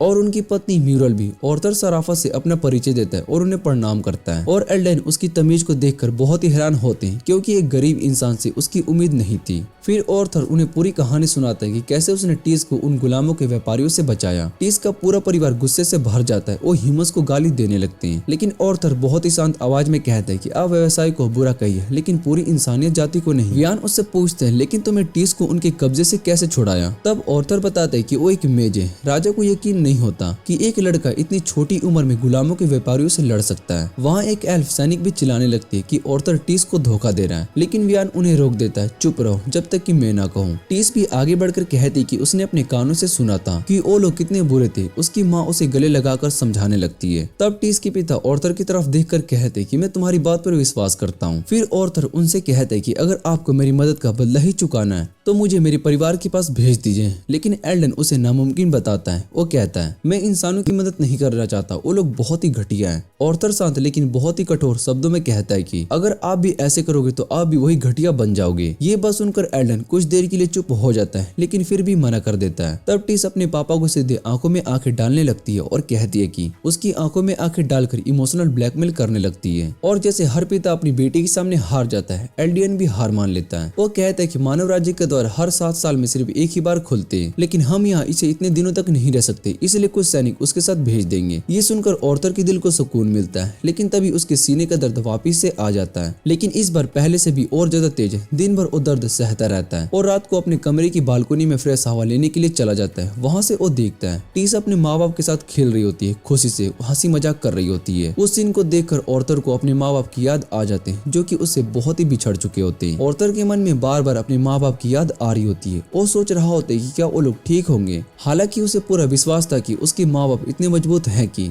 उन डाकुओं का भी सामना कर सकते हैं, लेकिन फिर भी उसका दिल उदास रहता था। उसे अपने माँ बाप की याद सताने लगी थी। वो सोच रहा था कि क्या उन्हें देखकर वैसे ही खुशी मिलेगी जैसे कि टीस के माँ बाप को अपनी बेटी को देखकर मिली थी। और जैसे टीस ने उसके चेहरे की उदासी देखी, वो तुरंत उसके पास भाग कर गई, उनसे माफी मांगी अपने परिवार की रूड बिहेवियर के लिए। ऑर्थर हल्के से मुस्कुराया और बोला कोई बात नहीं, जाओ अपने परिवार के पास मजे करो, वैसे भी तुम्हारे माँ बाप तुम्हें बिगाड़ ही रहे। टीस ने थोड़ा गुस्सा दिखाया और बोली जब तुम वापिस से अपने माँ बाप के पास जाओगे तो वो भी तुम्हें ऐसे ही प्यार करेंगे। लेकिन ऑर्थर के दिल में एक चिंता सी जाग गई। उसने टीस से पूछा क्या तुम्हें लगता है कि मेरे माँ बाप मुझे वैसे ही देखकर खुशी होंगे? टीस ने बिना सोचे उसका चेहरा अपने हाथ में ले लिया और बोली तुम पागल हो, ऑफ कोर्स वो लोग तुम्हें मिस कर रहे होंगे, तुम उनके पास नहीं हो, इसलिए वो तुम्हारी कमी महसूस कर रहे होंगे। और टीस की ये सब सुनकर ऑर्थर एकदम चुप हो गया। तभी आसमान से एक अजीब सी रोशनी चमकने लगी। कुछ पंखों से पंखुड़ियां जो जलते जुगनों की तरह चमक रही थी, हवा में तैर रही थी। ऑर्थर और टीस दोनों ही पंखुड़ियों को देखते देखते खो गए। लेकिन अचानक ऑर्थर के दिमाग में टीस का वो ठंडे नजर वाले पल याद आ गए जब उसने उसकी मदद की थी। उसका दिल कांप गया और उसने अपने आप को संभाला और सोचा कि बस अब इस खूबसूरत लम्हे का मजा लेना चाहिए। तभी अचानक उसे महसूस होता है कि कोई टीस पर अटैक कर रहा है और ऑर्थर तुरंत उसके आगे आकर उस अटैक को रोक लेता है और घायल करने वालों पर टूट पड़ता है। लेकिन उसके सामने वियान खड़े थे। ऑर्थर गुस्से से चिल्लाया कि आप अपनी ही पोती को मारने वाले थे, लेकिन वियान तो शांत था। उसने कहा क्या तुम किसी को पंखुड़ियों से मार सकते हो? ऑर्थर ने देखा उसके हाथ में वही चमकती हुई पंखुड़ियां थी। वियान मुस्कुराया, शाबाश लड़के, तुमने अटैक पर तुरंत रिएक्ट किया। मुझे यकीन हो गया कि तुमने वाकई स्लेव ट्रेडर से लड़ाई की है। लेकिन टीस नाराज हो गई। उसने कहा दादाजी आप मेरे दोस्त को परेशान कर रहे हो। वियान हंसा और बोला नहीं बच्ची, मैं बस इस लड़के में रुचि ले रहा हूँ। फिर वियान ने एक छोटी सी लकड़ी से तलवार बनाई और ऑर्थर को दी। आओ देखते हैं कि तुम क्या कर सकते हो। ऑर्थर ने तुरंत तलवार को पकड़ी और वियान की तरफ झपटा। लेकिन वियान बहुत ही तेज था। चाहे ऑर्थर जितना भी स्पीड मैजिक से बढ़ाता, उसका एक भी अटैक वियान पर नहीं लग रहा था और वियान हर अटैक को आसानी से रोक रहा था। और फिर एक वार के दौरान वियान ने ऑर्थर की तलवार को तोड़ दी। उस तलवार का एक टुकड़ा सीधा टीस की तरफ उड़ गया। लेकिन ऑर्थर ने तुरंत अपने हाथों से उस तलवार का हिल्ट फेंका और उस टुकड़े को टीस तक पहुंचाने से पहले ही हटा दिया। वियान ऑर्थर की स्किल को देखकर बहुत ही हैरान हो जाता है। इसी मौके का फायदा उठाकर ऑर्थर उस पर बॉडी ब्लास्ट से अटैक करता है। लेकिन वियान बिना सोचे समझे अपनी इंस्टेंट से उसके अटैक को रोक देता है। ऑर्थर भी हार नहीं मानने वाला था। वो फिर से सीधा उस पर चार्ज करता है और इस बार उसके माथे पर हिट कर देता है। वियान इस बात से बहुत ही हैरान होता है कि ऑर्थर ने उसको एक ही बार में हिट कर दिया। वो कहता है कि तैयार हो जा राउंड 2 के लिए। लेकिन तभी पीछे से टीस आ जाती है और जोर से चिल्लाती है मेरे दोस्त को क्यों सता रहे हो? वियान मुस्कुराता है और कहता है मैं किसी भी नहीं सता सकता। अगर मैंने अपनी पावर को कंट्रोल की होती तो ऑर्थर को इंसल्ट लगता। ऑर्थर को वियान की बात थोड़ी अजीब लगती है। उसे लगता है कि बूढ़ा आदमी मजाक कर रहा है। फिर भी वो उसको थैंक यू बोलता है कि उसने उसको ओवर एस्टिमेट किया। लेकिन वियान कहता है कि मैं तुम्हें ओवर एस्टिमेट नहीं कर रहा। अगर तुम्हें मेरा शुक्रिया अदा करना है तो मेरे स्टूडेंट बन जाओ। ऑर्थर ये सुनकर शौक में आ जाता है और वो कहता है मैं यहाँ पर नहीं रुक सकता, मेरे मम्मी पापा मेरे लिए बहुत ही चिंता करेंगे। वियान कहता है इसका भी हल है, मैं उन्हें बता सकता हूँ कि तुम सेफ हो। लेकिन उससे पहले ऑर्थर कुछ पूछ पाता। उसके सीने में दर्द फिर से उठता है और वो दर्द के मारे घुटने टेक देता है। वियान ने पहले भी ये महसूस किया था और अब उसे उसे यकीन हो गया होता है कि ऑर्थर ने ये बीस्ट विल इनहेरिट की है। वियान कहता है कि मेरे स्टूडेंट बन जाओ वरना मम्मी पापा से मिलने से पहले अपनी जान गंवा दोगे। रात को जब ऑर्थर सोता है तभी उसके सीने में वही तेज दर्द उठने लगता है। वो दर्द को दबाने की कोशिश करता है पर दर्द इतना बढ़ जाता है कि उसके शरीर से बाहर निकलकर एक शैडो के रूप में सामने आ जाता है। ऑर्थर आंखें खोलता है और वो देखता है कि उसके सामने एक बड़ी सी डरावनी छाया खड़ी है। वो सच में उससे डर जाता है लेकिन अंदर से थेरेपिस्ट की तरह उस मोमेंट को एनालाइज करने लगता है। उसके दिमाग में ये ख्याल आता है कि क्या ये कोई मॉन्स्टर है मेरी टेंशन या फिर मेरी जिम्मेदारियों का बोझ है। ऑर्थर चिल्लाने लगता है लेकिन तभी टीस की आवाज आती है, उठो ऑर्थर। और ऑर्थर की आंखें खुलती हैं और देखते हैं कि टीस उसके ऊपर बैठी हुई है, मुस्कुराकर बोल रही है गुड मॉर्निंग। ऑर्थर उसका मुंह सुबह सुबह देखकर इरिटेट होता है और बोलता है मुझे अकेला छोड़ दो, मैं पूरी रात ठीक से सोया भी नहीं पाया और उस मॉन्स्टर की वजह से। और फिर से सोने की कोशिश करता है लेकिन टीस गुस्सा हो जाती है। उसे लगता है कि ऑर्थर उसे मॉन्स्टर कह रहा है। टीस चिल्लाती है उठो जल्दी, मेरे दादाजी तुम्हारा इंतजार कर रहे हैं। वो उसको खींचकर उठाती है और ऑर्थर के पास कोई ऑप्शन नहीं होता, उसको तैयार होना पड़ता है। टीस पूछती है कि क्या तुम सच में यहाँ पर रुकोगे? ऑर्थर बोलता है पता नहीं, अभी डिसाइड नहीं किया हूँ। वियान मुझे कुछ दिखाना चाहता है, शायद उसके बाद मैं डिसाइड कर पाऊंगा। वो दोनों बाहर जाते हैं। वहाँ पर किंग एल्विन वियान को मना कर रहा होता है। एक इंसान को हमारे एल्व्स के शहर में नहीं रहने दिया जा सकता, लेकिन वियान उसकी बातें नहीं सुनता और सीधा अपनी कैरेज में बैठ जाता है। वो बस इतना कहता है मुझे ऑर्थर पसंद है और यहीं पर उसकी बात खत्म हो जाती है। तभी टीस अपना यूजुअल ड्रामा शुरू कर देती है। ऑर्थर ने मेरी जान बचाई थी, लेकिन उसके पापा उसे डांट देते हैं, चुप हो जा, ये सब तेरे बारे में नहीं है। वियान हंसकर कहता है तुम भी चुप रहो और वो बच्चों को अपनी कैरेज में बुलाता है। साथ में वो अपने एक दोस्त के घर निकलते हैं। रास्ते में टीस और वियान दोनों आंखें बंद करके मेडिटेशन करने लगते हैं। ऑर्थर बोर होने लगता है और वो वियान से पूछते कि ये सफर कितना देर तक होगा। तभी टीस की नींद लग जाती है और वो सीधा ऑर्थर के कंधे पर गिर जाती है। वियान कहता है आज जल्दी उठ गई थी इसलिए नींद आ गई क्योंकि वो तुम्हारे साथ आना चाहती थी। फिर वियान उसकी एक बात बताता है, टीस एक दिन ये रॉयल थ्रोन की मालकिन बनेगी, इसलिए बचपन से उसके कोई असली दोस्त नहीं बने। वो लोगों पर भरोसा नहीं करती और अपने इमोशन छुपा लेती है, लेकिन तुम्हारे साथ वो खुलकर मुस्कुराती है। वियान ऑर्थर का शुक्रिया अदा करता है। जब टीस तुम्हारे साथ होती है तो वो बिल्कुल सेफ फील करती है। ऑर्थर को हैरानी होती है कि एक इतना बड़ा और पावरफुल एल्फ इतनी ह्यूमैनिटी के साथ एक छोटे बच्चे का शुक्रिया अदा कर रहा है। उसका वियान पर भरोसा बढ़ने लगता है। थोड़ी देर के बाद उनकी कैरेज एक अलग से सनसेट जगह पर पहुंचती है। ऑर्थर क्यूरियस होता है देखने के लिए कि वो कौन सा इंसान है जिसके लिए ये एक्स किंग खुद उसके घर तक आया है। वियान सीधा उस घर के दरवाजे तक जाता है और उस पर जोर से लात मारकर चीखता है बाहर आ जाओ। फिर वो सुनने की कोशिश करता है कि अंदर कोई आया या फिर नहीं, लेकिन तभी अंदर से एक औरत दरवाजा खोलती है और गुस्से में कहती है इतना क्यों चिल्ला रहे हो। वियान मुस्कुराकर उसका इंट्रोडक्शन देता है, ये है रेनिया, मेरी पुरानी दोस्त, एक सोर्सरर जिसके पास खास पावर्स हैं। वो कहता है कि रेनिया ऑर्थर की मदद कर सकती है। रेनिया सबको अंदर बुलाती है और कहती है चलो तुरंत शुरू करते हैं। रेनिया का घर किताबों से भरा होता है। ऑर्थर सोचता है कि ये बोरिंग सी बुक वो मेरी क्या हेल्प करेगी। उसे याद आता है कि ग्रैंडपा वियान ने कहा था कि रेनिया के पास एक स्पेल है जिससे कि वो अपने पेरेंट्स से कांटेक्ट कर सकता है। रेनिया हंसकर कहती है वियान तुम इस लड़के के साथ बहुत ही सॉफ्ट बिहेव कर रहे हो। फिर वो ऑर्थर को बताती है मैं एक डिवाइन हूँ, मतलब कि पास्ट और फ्यूचर दोनों देख सकती हूँ। रेनिया अपनी पावर एक्टिवेट करती है लेकिन ऑर्थर के पास्ट को वो क्लियर नहीं देख पाती क्योंकि ऑर्थर बहुत ही स्पेशल है। लेकिन वो समझ जाती कि ऑर्थर कोई प्रोफेसी देखने नहीं आया, वो बस अपनी मम्मी पापा को देखना चाहता है और उनको बताना चाहता है कि वो ठीक है। ऑर्थर उसकी बात कंफर्म करता है। रेनिया कहती है अपनी मम्मी पापा को दिमाग में बिल्कुल क्लियर इमेजिन करो जैसे वो तुम्हारे सामने खड़े हो और इस पानी भरे बकेट के ऊपर झुक जाओ। ऑर्थर अपना पूरा ध्यान लगाता है और उनके चेहरे याद करने में। दूसरी तरफ उसकी मम्मी पापा अपने नए घर में लंच कर रहे होते हैं। एलिस स्ट्यू बनाकर रोनाल्ड को देती है और कहती है ऑर्थर को भी ये स्ट्यू बहुत ही पसंद है। अचानक उसकी आंखों में उदासी आ जाती है क्योंकि आज ऑर्थर का बर्थडे है और वो उनके साथ नहीं है। ऑर्थर को अब भी वो दिन याद आता है जब ऑर्थर क्लिप से कूद गया था और उस दिन उनका दिल टूट गया था।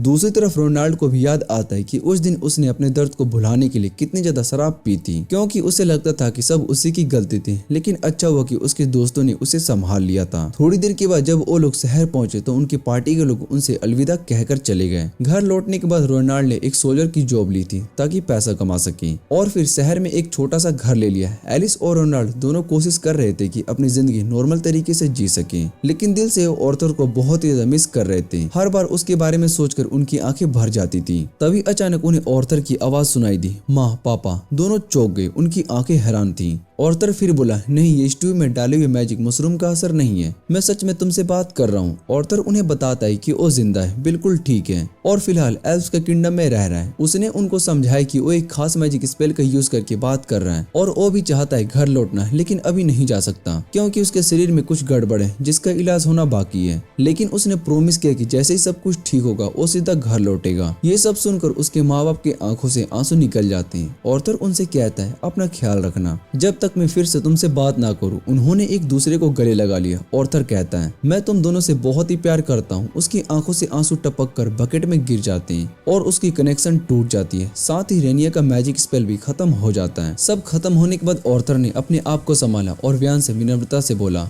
ग्रैंडपा, मुझे अपना स्टूडेंट बना लो। फिर वो लोग महल पहुंचते हैं जहां पर व्यान अपने बेटे को ऑर्डर देता है, सबको अनाउंस करो, ऑर्थर मेरा स्टूडेंट बनेगा। एल्डियन को थोड़ी सी हेजिटेशन होती है, लेकिन व्यान के स्ट्रिक्ट फैसले के सामने वो कुछ भी नहीं बोल पाता। व्यान खुद कह देता है, अगर ऑर्थर की वजह से कुछ भी बर्बाद हुआ तो मैं पूरा जिम्मेदारी रखूंगा। ये सुनकर एल्डियन और उसकी पत्नी भी मान जाते हैं और वो लोग ऑर्थर का स्वागत करते हैं अपने किंगडम में। साथ ही उससे माफी भी मांगते हैं कि पहले उसका सही तरीके से सम्मान नहीं किया। ऑर्थर सोचता है किंग ऑफ एल्व्स भी अपने डैडी के आगे चुप रह जाता है। ये सोचकर उसके चेहरे पर हल्की सी मुस्कुराहट आ जाती है और वो एल्डिन का हाथ मिलाकर उसका वेलकम एक्सेप्ट करता है। तभी टीस बीच में बोल पड़ती है, पापा, अगर आपने ऑर्थर को गेस्ट एक्सेप्ट किया है तो उसे बाहर खेलने भी दो, मुझे उसे शहर घुमाना है। एल्डिन उसकी बात कैसे मना कर सकता था। थोड़ी देर के बाद टीस ऑर्थर को मार्केट की तरफ ले जाती है और उसे अलग अलग फूड आइटम के बारे में बताने लगती है जो कि वहाँ पर बिकते हैं। मार्केट में घूमते वक्त अचानक ऑर्थर का टकराव एक सुनहरे बालों वाले एल्फ लड़के से हो जाता है। ऑर्थर तुरंत माफी मांगता है, लेकिन वो घमंडी लड़का घिन से कहता है, तुम इंसान की गंध मेरी कपड़ों तक पहुंच गए, कितने घटिया हो तुम, और बिना वजह के उसके सामने अपनी नफरत दिखाने लगता है। कहते हैं कि चाहे वियान ने ऑर्थर को एक्सेप्ट कर लिया, लेकिन वो हमेशा ये आउटसाइडर ही रहेगा। ऑर्थर को समझ में नहीं आता है कि इस बंदे को क्या प्रॉब्लम है। तभी आसपास के कुछ और बच्चे भी मिलकर बोलने लगते हैं, वापस जाओ अपनी ह्यूमंस किंगडम में। टीस तुरंत बोल पड़ती है, इन जैसे रेसिस्ट लोगों की बात का बुरा मत मानना। लेकिन ऑर्थर के मन में तो थोड़ा मस्ती करने का मूड बन जाता है। तभी वो लड़का जिसका नाम फै था अपने नोबल स्टेटस दिखाते हुए टीस से कहते हैं कि छोड़ो इस ह्यूमन को, मैं तुम्हें एस्कॉर्ट कर देता हूँ। टीस उसकी बात सीधे मना कर देती है। ऑर्थर फिर से मजाक करते हुए बोलता है, ओह तो तुम फै हो ना, वो बड़े नोबल वाले, लेकिन जानबूझकर उसका नाम गलत देता है और विनम्रता से उसकी तारीफ करने लगता है, जिससे कि फै और भी गुस्सा हो जाता है। गुस्से में फै अपना रुमाल जमीन पर फेंक देता है और ऑर्थर को डुएल के लिए चैलेंज कर देता है। टीस बीच में आकर कहती है, देख लो, तुम मेरे ग्रैंडपा के स्टूडेंट हो, अगर कुछ गड़बड़ हुई तो उसका नतीजा बहुत ही बुरा होगा। लेकिन फै बोलता है, मेरे पापा ने सिखाया है कि जो भी मेरी बेइज्जती करे उसे छोड़ना नहीं चाहिए।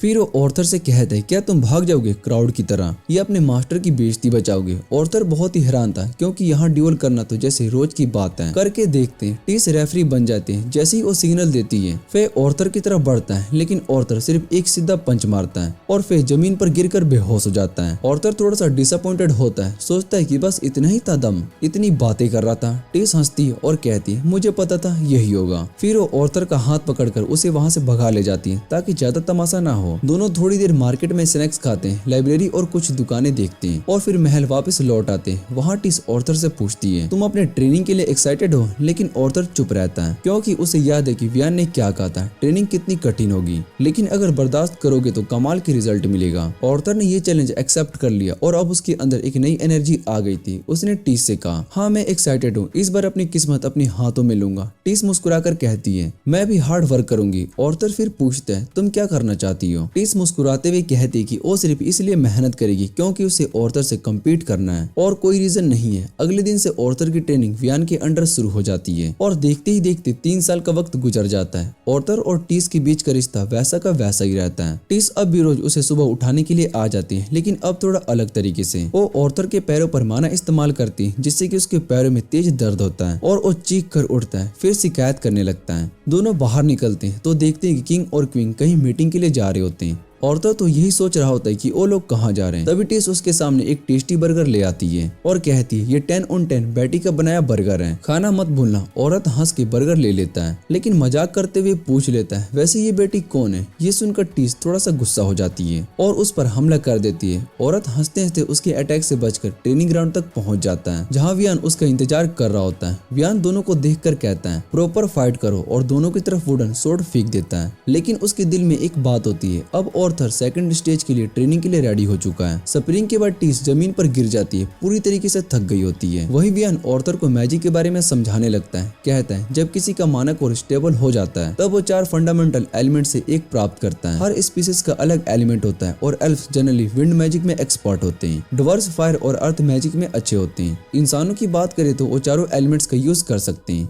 लेकिन फिर भी हर इंसान के पास एक बेसिक एलिमेंट होता है और सब 4 के 4 नहीं सीख सकते। टिस तब अचानक से अपने ग्रैंडपा से पूछती है, आपने ऑर्थर को मैजिक क्यों नहीं सिखाया? अब उसका बॉडी ट्रेनिंग चल रहा है। मैं तो दोनों कर रही हूँ, वियान कहता है, क्योंकि ऑर्थर अभी वीक है। ये सुनकर ऑर्थर बहुत ही शॉक्ड हो जाता है। वियान समझाता है, तुम्हारे माना कोर के अंदर एक पावरफुल बीस्ट विल छुपी हुई है, इसी वजह से तुम्हारी बॉडी और माना के बीच बैलेंस नहीं बन पा रहा है। ऑर्थर की छाती में दर्द फिर से उभर आता है और वियान कहता है ये दर्द भी उस बीस्ट की वजह से ही हो रहा होता है। टीस मजाक करते हुए पूछती है, क्या हुआ ऑर्थर, दर्द हो रहा है? वैसे मैंने भी तुम पर मैजिक का यूज किया था। ऑर्थर उसकी बातों का जवाब देता है, ओवेसली दर्द हो रहा है जब तुम मार लेती हो, लेकिन मैं बर्दाश्त कर लेता हूँ। तब वियान कहती है, अब समय आ गए अपने अंदर के बीस्ट विल को जगाने का। अगर तुम इनमें सफल होते हो तो तुम्हें कभी भी दर्द नहीं होगा और तुम एक असली बीस्ट टेमर बन जाओगे। ऑर्थर रेडी होता है और जमीन पर बैठ जाता है। तभी वियान अपना माना इकट्ठा करने लगता है। वियान कहता है अब वो ऑर्थर के माना कोर में एक छोटी सी चिंगारी जगाएगा। शायद थोड़ा गर्म महसूस होगा, लेकिन कुछ ऐसा नहीं जो कि ऑर्थर बर्दाश्त ना कर सके। उसके बाद वियान अपना माना ऑर्थर के शरीर में इंजेक्ट करता है और ऑर्थर जोर से चीखने लगता है क्योंकि उसे अपने शरीर में तेज गर्मी महसूस होती है। तभी अचानक सेल्विया द्वारा छोड़ा गया स्ट्रॉन्ग माना एक्टिवेट हो जाता है, जो वियान के माना को जोर से बाहर धकेल देता है। इस ताकतवर झटके के कारण वियान और टिस दोनों दूर जाकर उछलकर गिर जाते हैं और ऑर्थर बहुत ही हैरान होता है, आखिर ये क्या हो रहा है। लेकिन फिर वो बीस्ट माना शांत हो जाता है और ऑर्थर जमीन पर गिर जाता है। टिस घबराकर उसके पास दौड़ती है, लेकिन तभी ऑर्थर बेहोश हो जाता है। कुछ घंटों के बाद ऑर्थर कैसल के कमरे में आंख खोलता है और देखते कि वियान उसके पास बैठा है।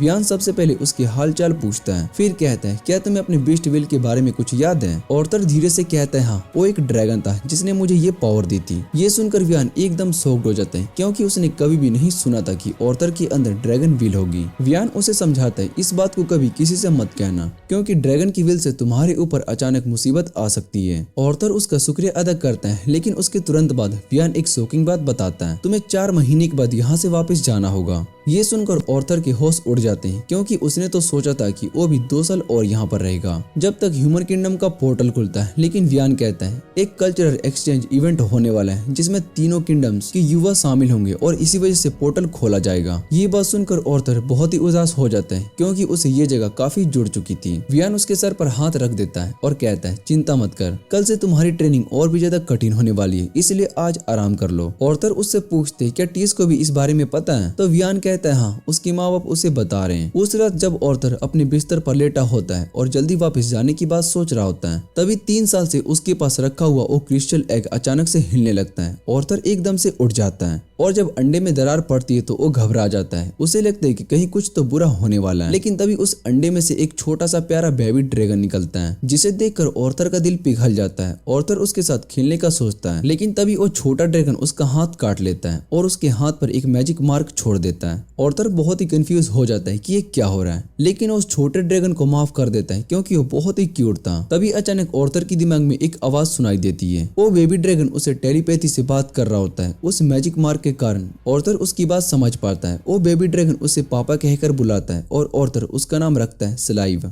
अगली सुबह टीस जैसे ही ऑर्थर को जगाने के लिए जाती है, उसकी नजर पड़ती है स्लाइव पर, जो कि उसके पापा के पास सोई होती है। ये देखकर टीस एकदम से फ्रीक आउट हो जाती है। ऑर्थर तुरंत उठ जाता है और वो सोचते है कि ये क्या हो रहा है, लेकिन जैसे ही वो देखते कि टीस स्लाइव को गोद में लेकर प्यार कर रही है क्योंकि उसे बहुत ही क्यूट लग रही थी, तो ऑर्थर आराम से वापस से लेट जाता है। सोचता है कि कुछ टेंशन लेने वाली बात नहीं है। थोड़ी देर के बाद सब ट्रेनिंग ग्राउंड की तरफ निकल पड़ते हैं। टीस का मन करता है कि वो फिर से स्लाइव को गोद में ले, लेकिन बेबी ड्रैगन को टीस पसंद नहीं आती। वो उससे दूर ही दूर रहता है। जल्दी वो वियान के पास पहुंच जाती है और जैसे ही वियान की नजर स्लाइव पर पड़ती है, उसका तो लगभग हार्ट अटैक ही हो जाता है। एक असली ड्रैगन को देखकर वो चौंक जाता है। फिर ऑर्थर उसे सब कुछ बताते हैं कि कैसे उसके बीस्ट विल अवेकन होने के बाद ये ड्रैगन के अंडे से बाहर आया। ये सुनकर वियान समझ जाता है कि अगर लोगों को इस बात का पता चला तो बड़ी मुसीबत खड़ी हो सकती है। इसलिए वो ऑर्थर से कहते हैं कि सबको बोल देना कि ये बस एक रेयर मानव बीस्ट है। वियान कहते हैं कि लोग तो वैसे भी ड्रैगन को एक कहानी मानते हैं, इसलिए इस झूठ से काम चल जाएगा। फिर वो बताता है कि अब ऑर्थर एक बीस्ट टेमर बन चुका है, तो अब उसकी मानक कोर के साथ साथ उसकी बीस्ट कोर की ट्रेनिंग होगी। वियान कहता है कि सबसे अच्छी ट्रेनिंग होती है असली कॉम्बैक्ट, और वो अपनी असली ताकत दिखाने का फैसला करता है। वो अपने शरीर से इतना ज्यादा माना रिलीज करता है कि पूरी जगह उसकी ब्लैक ऑरा से ढक जाती है। जब सब शांत हो जाता है तो वियान एक मॉन्स्टर फॉर्म में बदल चुका होता है। उसका रूप देखकर ऑर्थर की तो सांस ही रुक जाती है। वो बहुत ही डरा हुआ अपने आप को प्रोटेक्ट करने की कोशिश करता है। हालांकि वियान का अटैक करने का उस पर कोई इरादा नहीं होता।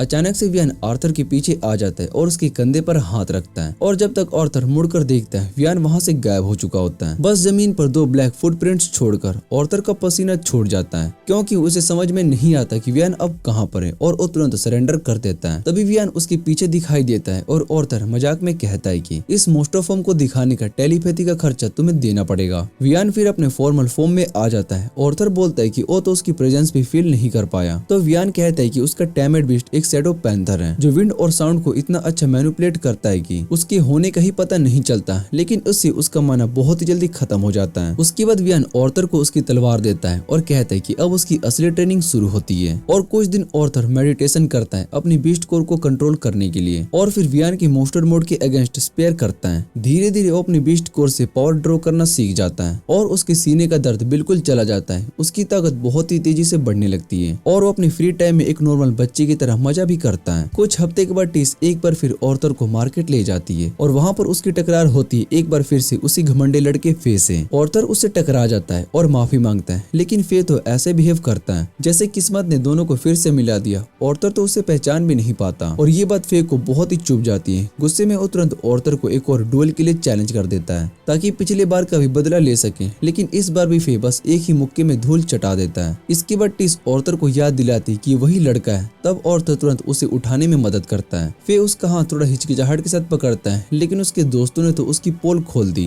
वो हंसते हुए कहते हैं कि बस कर यार, हमेशा से दोस्ती करने का बहाना ढूंढ रहा था तो इस ह्यूमन से। आर्थर फिर पूछते क्या ये लोग भी कल्चरल एक्सचेंज इवेंट में जा रहे हैं, तो वो सब हाँ कर देते हैं, क्योंकि नोबल फैमिलीज के सारे बच्चे वहाँ जा रहे हैं। आर्थर फिर पूछते क्या टीस भी उनके साथ जाएगी, लेकिन सब एकदम चुप हो जाते हैं, क्योंकि वो जानते हैं कि टीस नहीं जा रही। फे मजाक में कहता है कि हम उस नाजुक प्रिंसेस को फिर से कहीं गुम तो नहीं कर देंगे ना। लेकिन ये बात सुनते ही टीस का गुस्सा फट जाता है, और वो फे को एक मुक्का मारकर जोर से उसे उड़ा देती है, अपनी ताकत सबको दिखाने के लिए। आर्थर को तो ये देखकर डर ही लग जाता है, और तुरंत टीस का हाथ पकड़कर उस जगह से भाग जाता है, कहीं टीस और हंगामा ना कर दे। जब वो दोनों एक शांत जगह पर पहुंचते हैं तो आर्थर उसे डांटने लगता है, एक प्रिंसेस को ऐसे बिहेव नहीं करना चाहिए, प्रजा के लोगों को मुक्का मारना कोई रॉयल बिहेवियर नहीं है। लेकिन इस बात पर खुद आर्थर की हंसी आ जाती है, क्योंकि अपनी पिछली जिंदगी में तो खुद एक किंग था, और मुक्का मारना तो छोड़ो, उसने तो लोगों के साथ और भी बुरा किया था। तभी टीस कहती कि वो कुछ दिनों से बहुत ही ज्यादा अपसेट है। उसका मन भारी है क्योंकि आर्थर बहुत ही जल्दी जा रहा है, और उसे लगता है कि आर्थर उसकी फीलिंग समझता ही नहीं, बस एक बड़े आदमी की तरह उसे लेक्चर देता रहता है। ये कहकर टीस वहाँ से भाग जाती है, और आर्थर अंदर से टूट जाता है, क्योंकि उसे टीस ने बूढ़ा आदमी कह दिया था। रात को आर्थर उसके रूम के बाहर कुछ फायरफ्लाई लेकर जाता है, और उससे कहता है कि चल थोड़ा वॉक करते हैं। टीस मान जाती है, लेकिन जैसे ही वो जंगल में पहुंचते हैं टीस थोड़ा घबराने लगती है, क्योंकि उन्हें वहां आने की परमिशन नहीं थी। आर्थर उससे आराम से कहता है कि फिक्र मत कर, जब तक मैं हूँ कुछ नहीं होगा।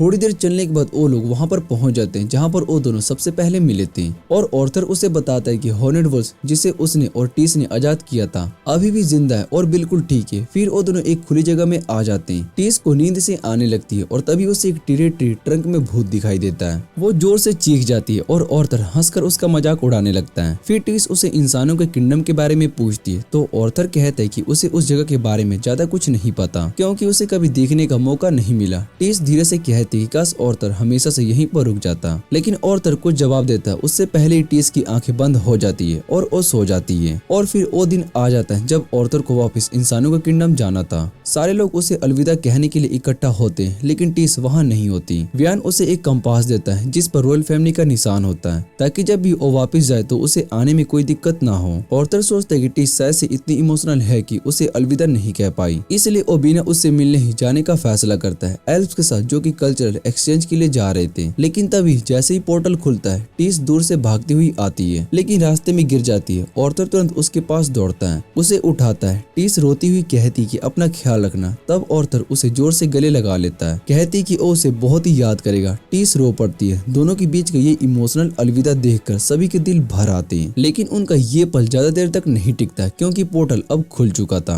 ऑर्थर अपनी जर्नी के लिए निकल पड़ता है। फे के कैरेज में बैठकर वो फ्लोटिंग सिटी क्यूरियस पहुंच जाता है, जहां उसके माँ बाप रहते हैं। लेकिन उसका दिल एक्साइटमेंट से भर गया था अपने परिवार से इतने सालों के बाद मिलने के लिए। जब वो उनके घर के दरवाजे तक पहुंचता है तो अंदर से अपनी छोटी बहन को देखता है, जो दरवाजा खोलते हैं उसके पीछे उसके माँ बाप भी आ जाते हैं। ऑर्थर के चेहरे पर एक प्यारी सी मुस्कुराहट आ जाती है। वो हल्का सा इमोशनल होकर कहता है, मैं वापस आ गया हूँ। उसके माँ बाप एलिस और रोनाल्ड अपनी आंखों पर यकीन नहीं कर पाते। दोनों उसे जोर से गले लगाते हैं, जैसे अपनी सबसे कीमती चीज मिल गई हो। उनकी छोटी बेटी एल कहती है कि माँ रो मत। ऑर्थर उसकी तरफ देखता है, समझ जाता है कि यही उसकी बहन है, जिसके लिए वो अपनी जान तक देने को तैयार था। वो घुटनों के बल बैठकर उसे अपना परिचय देता है। एल हैरान रह जाती है अपने बड़े भाई को देखकर, जिसे उसने कभी देखा भी नहीं था। फिर सब घर के अंदर जाते हैं और माँ एलिस तुरंत ऑर्थर से उसके सफर के बारे में सवाल पूछने लगती है। ऑर्थर उसे समझाता है कि वो ठीक है, और पापा रोनाल्ड कहते हैं कि छोड़ भी दो, अब कितना परेशान करोगी बच्चे को। लेकिन छोटी एल को तो अंदर ही अंदर जलन महसूस हो रही होती है, क्योंकि सबका ध्यान अब सिर्फ ऑर्थर पर ही था। लेकिन एलिस उसे समझाती है कि ऑर्थर तुम्हारा भाई है, जिसके बारे में हमने तुम्हें कहानियां सुनाई थी। ऑर्थर प्यार से कहता है कि वो भी उससे मिलने के लिए तरस रहा था।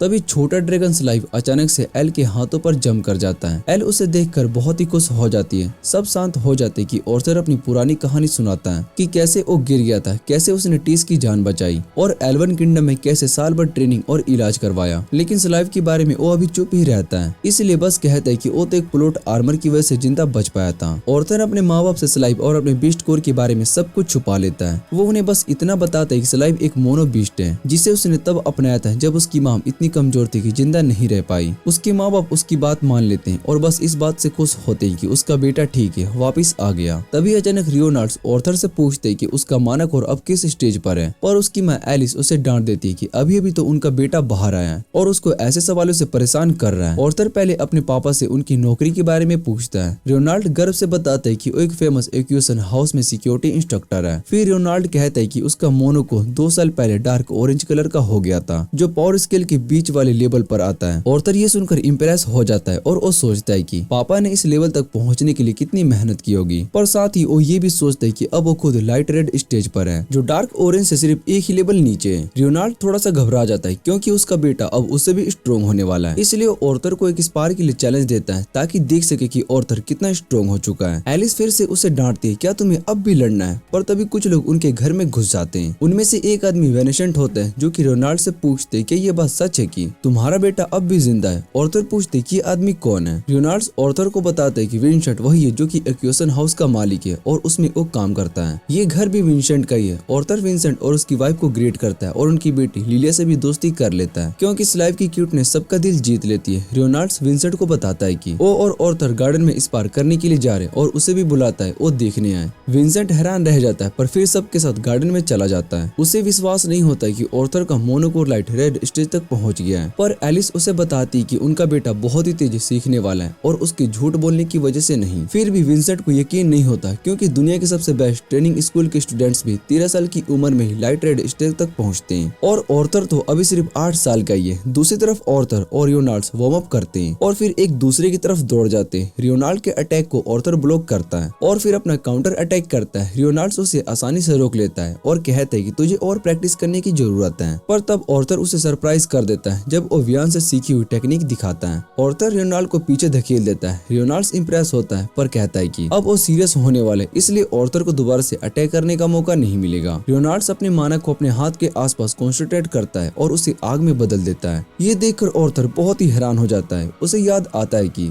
इस दुनिया में सभी मानव यूजर्स के पास एक स्पेसिफिक एलिमेंट होता है, जो कि उनके जन्म से ही होता है। कॉन्जर्स के लिए उस एलिमेंट को समझना और यूज करना बहुत ही आसान होता है, और अगमेंटर्स जैसे रियोनाल्ड के लिए बहुत ही प्रैक्टिस और समझ चाहिए होती है इस स्टेज तक पहुंचने के लिए। अचानक से रियोनाल्ड अपने पूरे शरीर को फ्लेम माना में कवर कर लेता है और ऑर्थर की तरफ तेजी से चार्ज करता है। ऑर्थर उसके सभी अटैक को आसानी से ब्लॉक कर पाता है, क्योंकि वो हर हिट से पीछे धकेल दिया जा रहा था। उसके दिमाग में अपनी पिछली जिंदगी का एक स्किल आता है, जिसका नाम था काय। ये बिल्कुल माना की तरह काम करता था, लेकिन वहाँ के चीफ मास्टर अपने एलिमेंट्स खुद चुन सकते थे कि कौन सा यूज करना है। ऑर्थर अपने पापा के अगेंस्ट फाइट करते हुए सोचता है कि इस जिंदगी में वो किसी पर्टिकुलर एलिमेंट के बिना पैदा हुआ था। इसका मतलब कि वो सारे एलिमेंट्स का यूज कर सकता है सिर्फ अपनी पिछली लाइफ की ट्रेनिंग की वजह से। और इस बार उसे लगता है कि उसे रोनाल्ड को हराने की पूरी क्षमता है। वो भी अपने हाथों में माना इकट्ठा करता है और धीरे धीरे उसके हाथों से एक गोल्डन रोशनी निकलने लगती है, जिसे देखकर वहाँ के सब लोग हैरान हो जाते हैं। ऑर्थर तेजी से रोनाल्ड की तरफ दौड़ता है और उसके फ्लेमिंग फिट्स को अपनी गोल्डन ऑरा से रोक लेता है। दोनों की टक्कर से एक जबरदस्त शॉक वेव निकलती है जो कि दोनों को पीछे गिरा देती है। फिर रोनाल्ड और भी ज्यादा एग्रेसिव हो जाता है और एक सॉलिड पंच मार देता है, जिससे कि ऑर्थर उसकी तरफ दोबारा से दौड़ता है। उस मोमेंट पर ऑर्थर को अपनी काई मैस्ट्री की ट्रेनिंग याद आती है जो उसने वियान के साथ की थी, जिसने उसके रिजल्ट्स को काफी बेहतर बना दिया था। उसने फायर एलिमेंट्स को बहुत ही जल्दी मास्टर कर लिया था और इसी वजह से बूढ़े एल्फ ने उसे एक कदम आगे जाने का फैसला किया था। और अब जैसे ही ऑर्थर को अपनी और ट्रेनिंग याद आती है, वो दोबारा से गोल्डन ऑरा रिलीज करता है, लेकिन इस बार उसे बिजली में बदल देता है। उसके शरीर से निकलती हुई लाइटनिंग बोल्ट्स की वजह से घास तक जलने लगती है और रोनाल्ड बस उन्हें आंखें फाड़कर देखता जा रहा था। ऑर्थर ने फायर मैजिक के एक हायर फॉर्म को मास्टर कर लिया था, लेकिन वो रोनाल्ड से कहता है कि अभी सरप्राइज होने की जरूरत नहीं है क्योंकि उसके पास और भी कुछ है। तभी अचानक ऑर्थर वाटर मैजिक का यूज करता है और गार्डन में लगी फाउंटेन के पानी को कंट्रोल करके रोनाल्ड पर अटैक करता है। सब लोग होश उड़ा बैठते हैं ये देखकर कि वो एक साथ दो एलिमेंट्स का यूज कर रहा है। रोनाल्ड मुश्किल से उसके पीछे से आई वाटर अटैक से बच पाता है। इसके बाद ऑर्थर अपने सारे अटैक कैंसिल कर देता है और रोनाल्ड तुरंत उसे गले लगा लेता है। वो कहता है कि अपने बेटे पर कितना गर्व महसूस कर रहा है और पूछते है कि उसने ये सब कब सीख लिया। ऑर्थर मुस्कुराता है और कहता है कि उसने ये सब रिसेंटली सीखा है,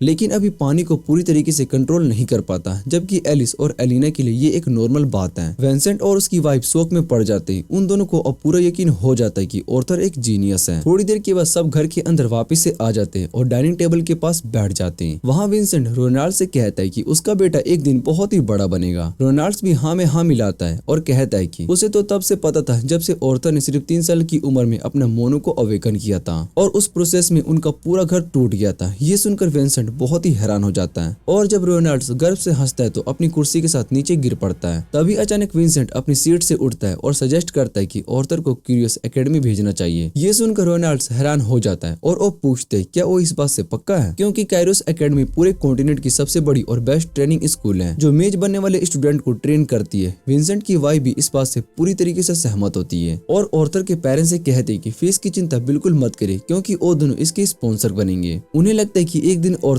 उनके लिए भी कुछ बड़ा करेगा। एलिस इस ऑफर को सुनकर थोड़ा सा घबरा जाती है और कहती है कि एकेडमी के लोग शायद से उनके बेटे को लेना पसंद ना करें, लेकिन विंसेंट पूरी सर्टेनिटी के साथ कहता है कि वो एकेडमी के डायरेक्टर को जानता है और इस बात का कुछ न कुछ तो जुगाड़ निकल ही सकता है। तभी अचानक ऑर्थर बोल पड़ता है और वो कहता है कि उनकी बात उसकी फ्यूचर से जुड़ी है तो फैसला उसका भी होना चाहिए। ऑर्थर कहता है कि अभी तो अपने परिवार से मिलकर वापस आया है और इतनी जल्दी उनसे दूर नहीं जाना चाहता। विंसेंट उसकी बात को समझ जाता है और उसके रीजन की रिस्पेक्ट करता है। ऑर्थर कहता है कि अब वो थक गया इसलिए अंदर रेस्ट करने के लिए जा रहा है। ऑर्थर अंदर जाने लगता है लेकिन लिलिया उसके पीछे पीछे चल पड़ती है। जब से उसने ऑर्थर की पावर्स को देखी वो उसकी दीवानी सी हो गई है। लिलिया उसे कहती है कि वो गलत डायरेक्शन में जा रहा है और उससे बोलती है कि उसके साथ चले, वो उसे एक बेहतर जगह ले जाएगी। वो ऑर्थर को बेसमेंट के किचन में लेकर जाती है जहाँ पर जाकर वो बड़े केयरफुल मूड में सर्वेंट से बात करने लगती है और कहती है कि उसके लिए टेस्टी मीट्स डिश तैयार करे। तभी एक पुरानी मेड उससे कहती है कि अपनी डाइट का ध्यान रखे क्योंकि उसका वेट बढ़ रहा है। लिलिया तुरंत गुस्सा हो जाती है और कहती है कि उसकी वेट के बारे में बात ना करें। ऑर्थर इस साइड को देखकर थोड़ा सा हैरान हो जाता है क्योंकि अब तक वो लिलिया से ज्यादा बात नहीं करती थी। तभी एक मेड उसे बताती है कि जब भी लिलिया स्ट्रेस्ड होती है तो वो हमेशा यहाँ आकर कुछ न कुछ खाती है। ऑर्थर इस बात पर क्यूरियस होता है तो मेड कहती है कि लिलिया और उसके पेरेंट्स चाहते हैं कि वो भी एक मेज बने और इस वजह से उस पर काफी प्रेशर रहता है। रात को एलिस और रोनाल्ड ऑर्थर के रूम में आते हैं उससे बात करने के लिए।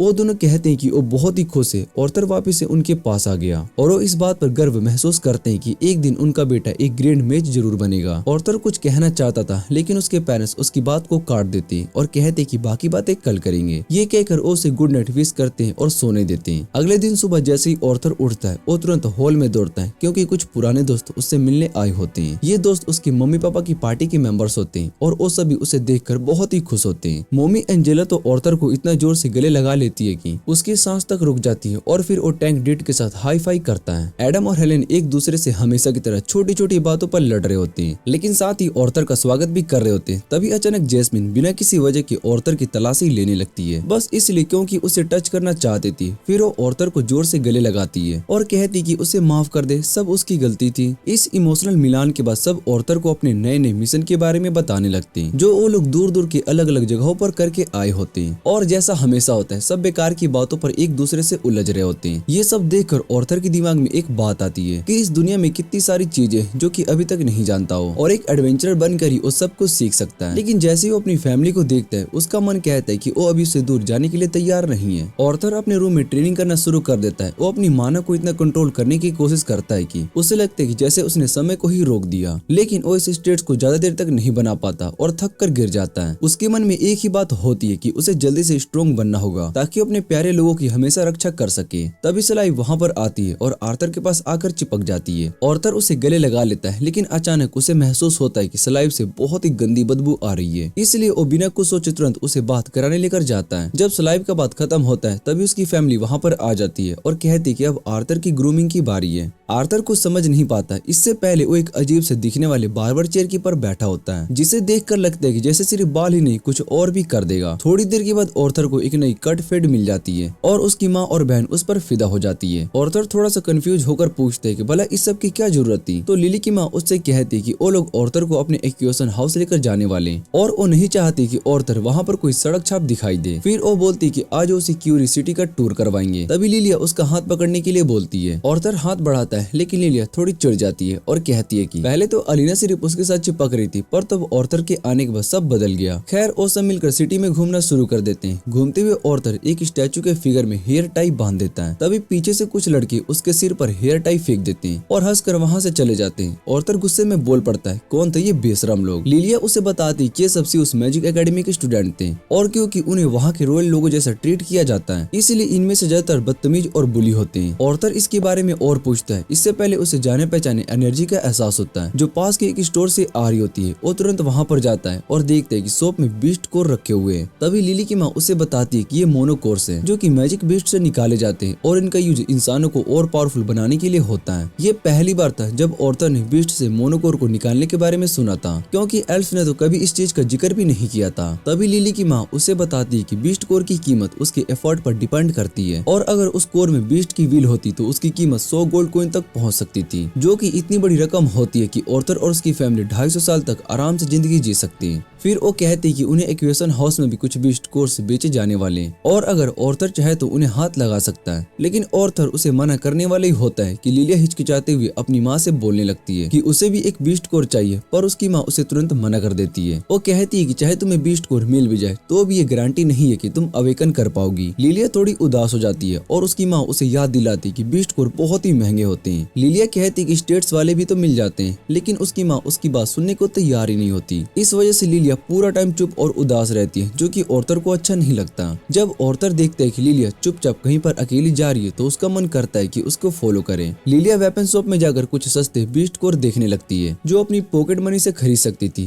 तभी अचानक आर्थर उससे पूछते क्या वो श्योर है। लिलिया घबरा जाती है। आर्थर उसे उसकी माँ की बात याद दिलाता है और कहता है कि उसे इतनी जल्दी नहीं करनी चाहिए, लेकिन लिलिया गुस्से में बोल पड़ती है, तुम नहीं समझोगे आर्थर, तुम स्पेशल हो, इसलिए तुम्हें मेरी फीलिंग कभी समझ में नहीं आएगी। आर्थर फिर भी उसे शांत करने की कोशिश करता है, लेकिन जैसे ही उसे दूर धकेलती है वो गलती से एक लड़के से टकरा जाती है और वो लड़का ईरू मैजिक एकेडमी का स्टूडेंट होता है। लिलिया तुरंत उससे माफी मांग लेती है, लेकिन वो एरोगेंट लड़का बहुत ही हरामी होता है और वो चिल्लाकर कहता है कि ये कैसी बेकार की माफी है। ब्राड उसे धमकाने लगता है। तभी आर्थर तुरंत उसके सामने आकर लिलिया को प्रोटेक्ट करता है। शॉपकीपर भी आवाज सुनकर वहाँ पर आ जाता है, लेकिन जैसे ही उस स्टूडेंट्स को देखता है वो चुप हो जाता है। वो लड़की लिलिया को डराने की कोशिश करते हैं और उनमें से एक तो छोटी सी आग समन कर लेता है। आर्थर भी अपना मैजिक एक्टिवेट करता है, लेकिन तभी लिलिया की माँ वहाँ पर आ जाती है और दोनों से कहती है कि तुरंत अपने मैजिक बंद करो। पहले तो स्टूडेंट्स और शॉपकीपर उसे मना करते हैं, लेकिन जैसे ही उन्हें पता चलता है कि ये औरत एक्वेशन हाउस की मालिक की वाइफ है जो मैजिक एकेडमी को हर साल बड़ा डोनेशन देता है, उनकी बोलती बंद हो जाती है। वो लड़के वहाँ से निकलने का फैसला करते हैं क्योंकि वो पंगा नहीं लेना चाहते, लेकिन जैसे तैसे वो लिलिया का मजाक उड़ाकर कहते हैं तेरे जैसे लूजर को तो बस पैसे देकर एकेडमी में सीट खरीदनी पड़ेगी। आर्थर उस वक्त लिलिया के लिए इतना गुस्सा हो जाता है कि उस बदतमीज लड़के को सबक सिखाने आने वाला था, लेकिन लिलिया ने उसका हाथ पकड़ कर रखा होता है क्योंकि उसके मन में वही बात थी जो लड़कों ने बोली थी। थोड़ी देर के बाद सब घर लौट जाते हैं और जैसे ही विंसेंट को पता चलता है कि लिलिया और आर्थर का एकेडमी के स्टूडेंट से टकराव हो गया था, वो थोड़ा सा परेशान हो जाता है। पर लिलिया तुरंत उससे माफी मांगती है, पर विंसेंट उससे कहता है कि घबराने की जरूरत नहीं है। वो आर्थर से भी कहता है कि चिंता छोड़ दे क्योंकि उसने एकेडमी में इतना बड़ा डोनेशन दिया है, ऐसे छोटी मोटी बातों का कोई फर्क नहीं पड़ने वाला।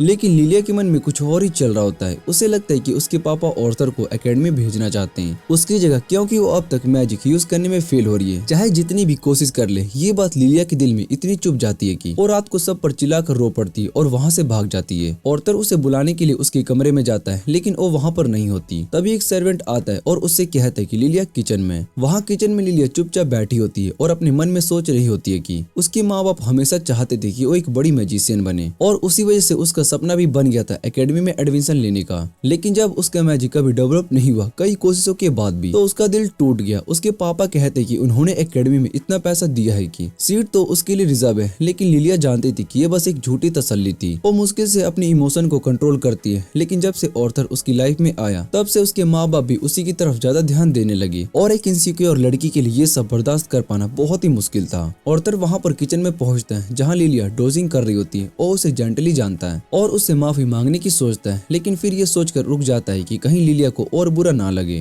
तभी अचानक लिलिया बोल पड़ती है, सॉरी आर्थर, मैं तुमसे जेलस थी क्योंकि तुमने मेरे पापा का सारा ध्यान ले लिया। वो अपने आप को ही ब्लेम करने लगती है, कहती है कि वो खुद ही अपनी मैजिक को अवेकन नहीं कर पाई और उसके माँ बाप ने भी उससे उम्मीद छोड़ दी होगी। आर्थर उसकी बात सुनते ही उसका चेहरा अपने हाथों से पकड़ लेता है और कहता है, बस लिलिया इतना ओवरथिंक मत करो, मैं भी देख सकता हूँ कि कितनी मेहनत कर रही हो, तुम्हारे माँ बाप तो और भी ज्यादा जानते होंगे। फिर आर्थर बिना किसी वजह के टीस की कहानी सुनाने लगता है और कहते हैं कि उसके पापा और एलिना सिर्फ इसलिए उसमें इंटरेस्टेड है क्योंकि वो उनकी लाइफ में आई है और वो सिर्फ उसके बारे में ही क्यूरियस है। लिलिया ये सुनकर हल्की सी हंसी हंस देती है और एक्सेप्ट करती है कि असल में वो खुद ही अपने आप पर इतना प्रेशर डाल रही थी। लेकिन आर्थर सोचता था कि कहानी बस इतने से ही नहीं है। आर्थर अच्छी तरह जानता था कि लिलिया कितना प्रेशर फील कर रही है, सबकी उम्मीद उसके कंधों पर है, कैसे बोझ बनी हुई है वो। इसलिए उसने फैसला किया कि वो लिलिया की मदद करेगा उसका मैजिक जानने में। वो सीधा वापस लिविंग रूम में आ गया। एलिना के माँ बाप को बताया कि लिलिया सच में दिल से चाहती कि वो अपने मैजिक अवेकन करे, इसलिए उसने उसे वही जगह भेज दिया जहाँ पर आर्थर 3 साल तक ट्रेनिंग कर चुका था। उसने उन्हें यकीन दिलाया कि लिलिया वहाँ पर बिल्कुल सेफ है, खुश है। लेकिन उसके माँ बाप इस बात से बिल्कुल भी खुश नहीं हुए। विंसेंट ने गुस्से में पूछा कि उसने बिना उससे पूछ लिलिया को कैसे भेज दिया, तो आर्थर ने शांत स्वर में कहा कि उसने लिलिया को ऑप्शन दिया था। तो लिलिया ने खुद ये फैसला किया कि वो अपने माँ बाप से बात नहीं करेगी, क्योंकि अगर वो बात करती तो शायद से अपने फैसले से पलट जाती। फिर आर्थर ने एक लेटर विंसेंट को दिया जिसमें लिलिया ने लिखा था कि जब तक वो मैजिक नहीं सीख लेती तब तक वो अपने माँ बाप के लिए एक बोझ है। उसने प्रॉमिस किया था कि चाहे जितने भी वक्त लगे वो एक मैजिशियन जरूर बनेगी। ये पढ़कर विंसेंट का दिल टूट गया, उसकी आंखों में आंसू आ गए। वो खुद को दोष देने लगा, कहता रहा कि उसने तो बस सोचा था कि अगर लिलिया मैजिशियन बन गई तो उसका फ्यूचर ब्राइट हो जाएगा, लेकिन उसने ये कभी नहीं अंदाजा लगाया था कि इस वजह से लिलिया इतना बड़ा खतरा उठाएगी, वो भी डिसीजन लेगी खुद ही। विंसेंट बोलता है कि अगर लिलिया कभी मैजिशियन ना बनती तो भी उसे कोई फर्क नहीं पड़ता, क्योंकि उसके लिए तो बस लिलिया की खुशी ही सब थी।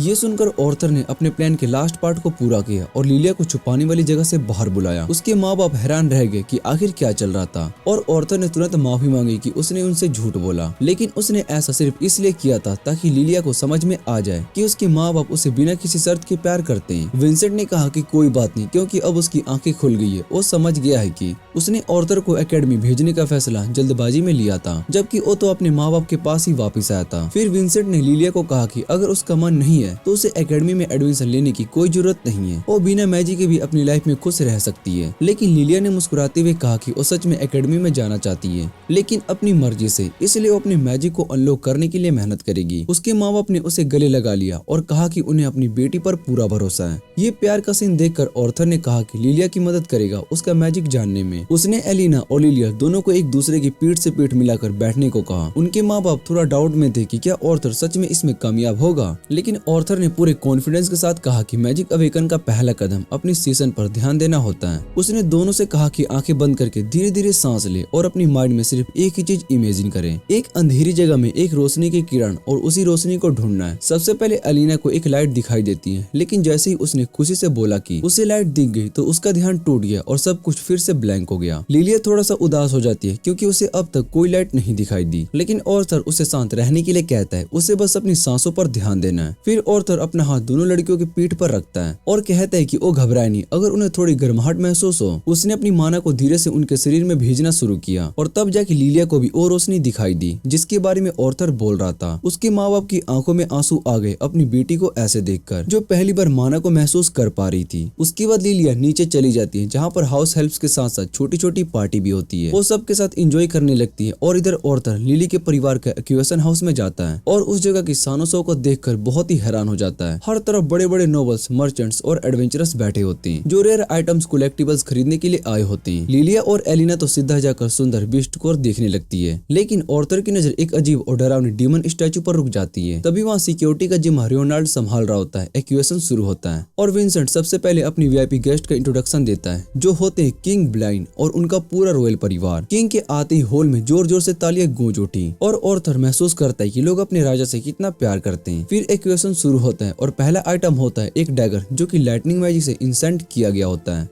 और ऑर्थर सोचता है कि वो भी अपनी मैजिक से किसी वेपन को इंसेंट कर सकता है। तभी उसे याद आता है कि स्लाइव कहाँ गई, वो तो सीट पर ही थी ना। ऑर्थर तुरंत उसे ढूंढने के लिए निकल पड़ता है। उसे बिल्कुल भी अंदाजा नहीं होता है कि छोटी ड्रैगन स्लाइव एक शेडी मैजिशियन के पास पहुंच चुकी होगी हॉलवे में। उधर एक वेसन चल रहा होता है और विंसेंट लोगों को एक लाइन मोस्टर कब दिखाता है और बताता है कि ये माना बिस्ट अभी 1 क्लास तक पहुंच चुकी है। प्रिंस अपने फादर किंग ब्लाइन से कहता है कि वो इस लोन क्यूब को चाहता है, तो किंग तुरंत बिडिंग में कूद जाता है और उसे 1000 गोल्ड कॉइन में कब को खरीद लेता है। इधर ऑर्थर हॉलवे में स्लाइव को ढूंढते हुए पहुंच जाता है और उसे उसकी आवाज सुनाई देती है। वो तुरंत भागता है और देखता है कि एक अजीब सा बूढ़ा मैजिशियन स्लाइव को कहता है कि उसे थोड़ा एक्समाइन कर दे। ऑर्थर तुरंत समझ जाता है कि वही रॉयल मैजिशियन में से एक है जो कि किंग के पीछे पड़े थे, इसलिए वो कोई पंगा नहीं लेना चाहता। बहुत ही पोलाइटली वो उस मैजिशियन से कहता है कि उसकी पार्टनर को छोड़ दे, मगर वो अजीब बूढ़ा कहता है कि उसे लगा था कि ये माना बिस्ट भी एक्वेशन का एक आइटम है। स्लाइव भागकर ऑर्थर के पास जाती है, लेकिन वो रॉयल मैज कुछ ज्यादा ही नाराज लग रहा था। ऑर्थर वापस से अपनी सीट पर लौटने वाला था कि तभी वो बूढ़ा मैजिशियन कहता है कि अपनी माना बिस्ट यहीं पर छोड़ जा क्योंकि वो सब इसके साथ एक पैक्ट बनाएगा। वो बूढ़ा मैजिशियन कहता है कि सिर्फ उस जगह कोई नहीं एक माना बिस्ट की असली पोटेंशियल को बाहर ला सकता है और ऑर्थर को तो शुक्रगुजार होना चाहिए कि उसे इनमें मदद करने का मौका मिल रहा है। ये कहकर वो एक फायर ब्लास्ट छोड़ देता है और ऑर्थर के पास से गुजर जाता है सिर्फ अपनी पावर दिखाने के लिए, लेकिन ऑर्थर उसे जरा सा भी इम्प्रेस नहीं होता। ऑर्थर उससे सीधा सवाल करता है कि उसे अपनी पार्टनर क्यों दे, सिर्फ इसलिए क्योंकि वो एक रॉयल मेज है। मैजिशियन गुस्से में एक फायर अटैक करता है जो कि ऑर्थर की तरफ जाता है। रॉयल मेज कहते हैं कि ये सब देश की भलाई के लिए, लेकिन ऑर्थर के लिए बस हो गया था। उसने उसकी बकवास सुननी बंद कर दी और सीधा वापस जाने लगा, लेकिन तभी वो घटिया बूढ़ा बोल पड़ता है कि ऑर्थर को जल्दी समझ में आ जाएगा कि एक रॉयल के विरोध करने का क्या अंजाम होता है और वो ये भी सुनिश्चित करेगा कि ऑर्थर की माँ बाप भी इसके लिए जिम्मेदार ठहराए जाएंगे। ये बात ऑर्थर कभी सहन नहीं कर सकता। उसने तुरंत मुड़कर उससे कहा कि अपनी बात दोबारा कहे और जब ऑर्थर मुड़ता है तो उसके शरीर से एक जबरदस्त मॉडरियस इंटेंस निकलती है, इतनी तेज कि पूरे एक्वेशन हाउस की हवा भारी हो जाती है और सब डर के मारे घबरा जाते हैं। विंसेंट जैसे कमजोर लोग घुटनों के बल गिर जाते हैं क्योंकि वो एक अल्फा जैसे ऑर्थर का किलिंग इंटेंस बर्दाश्त नहीं कर पाते।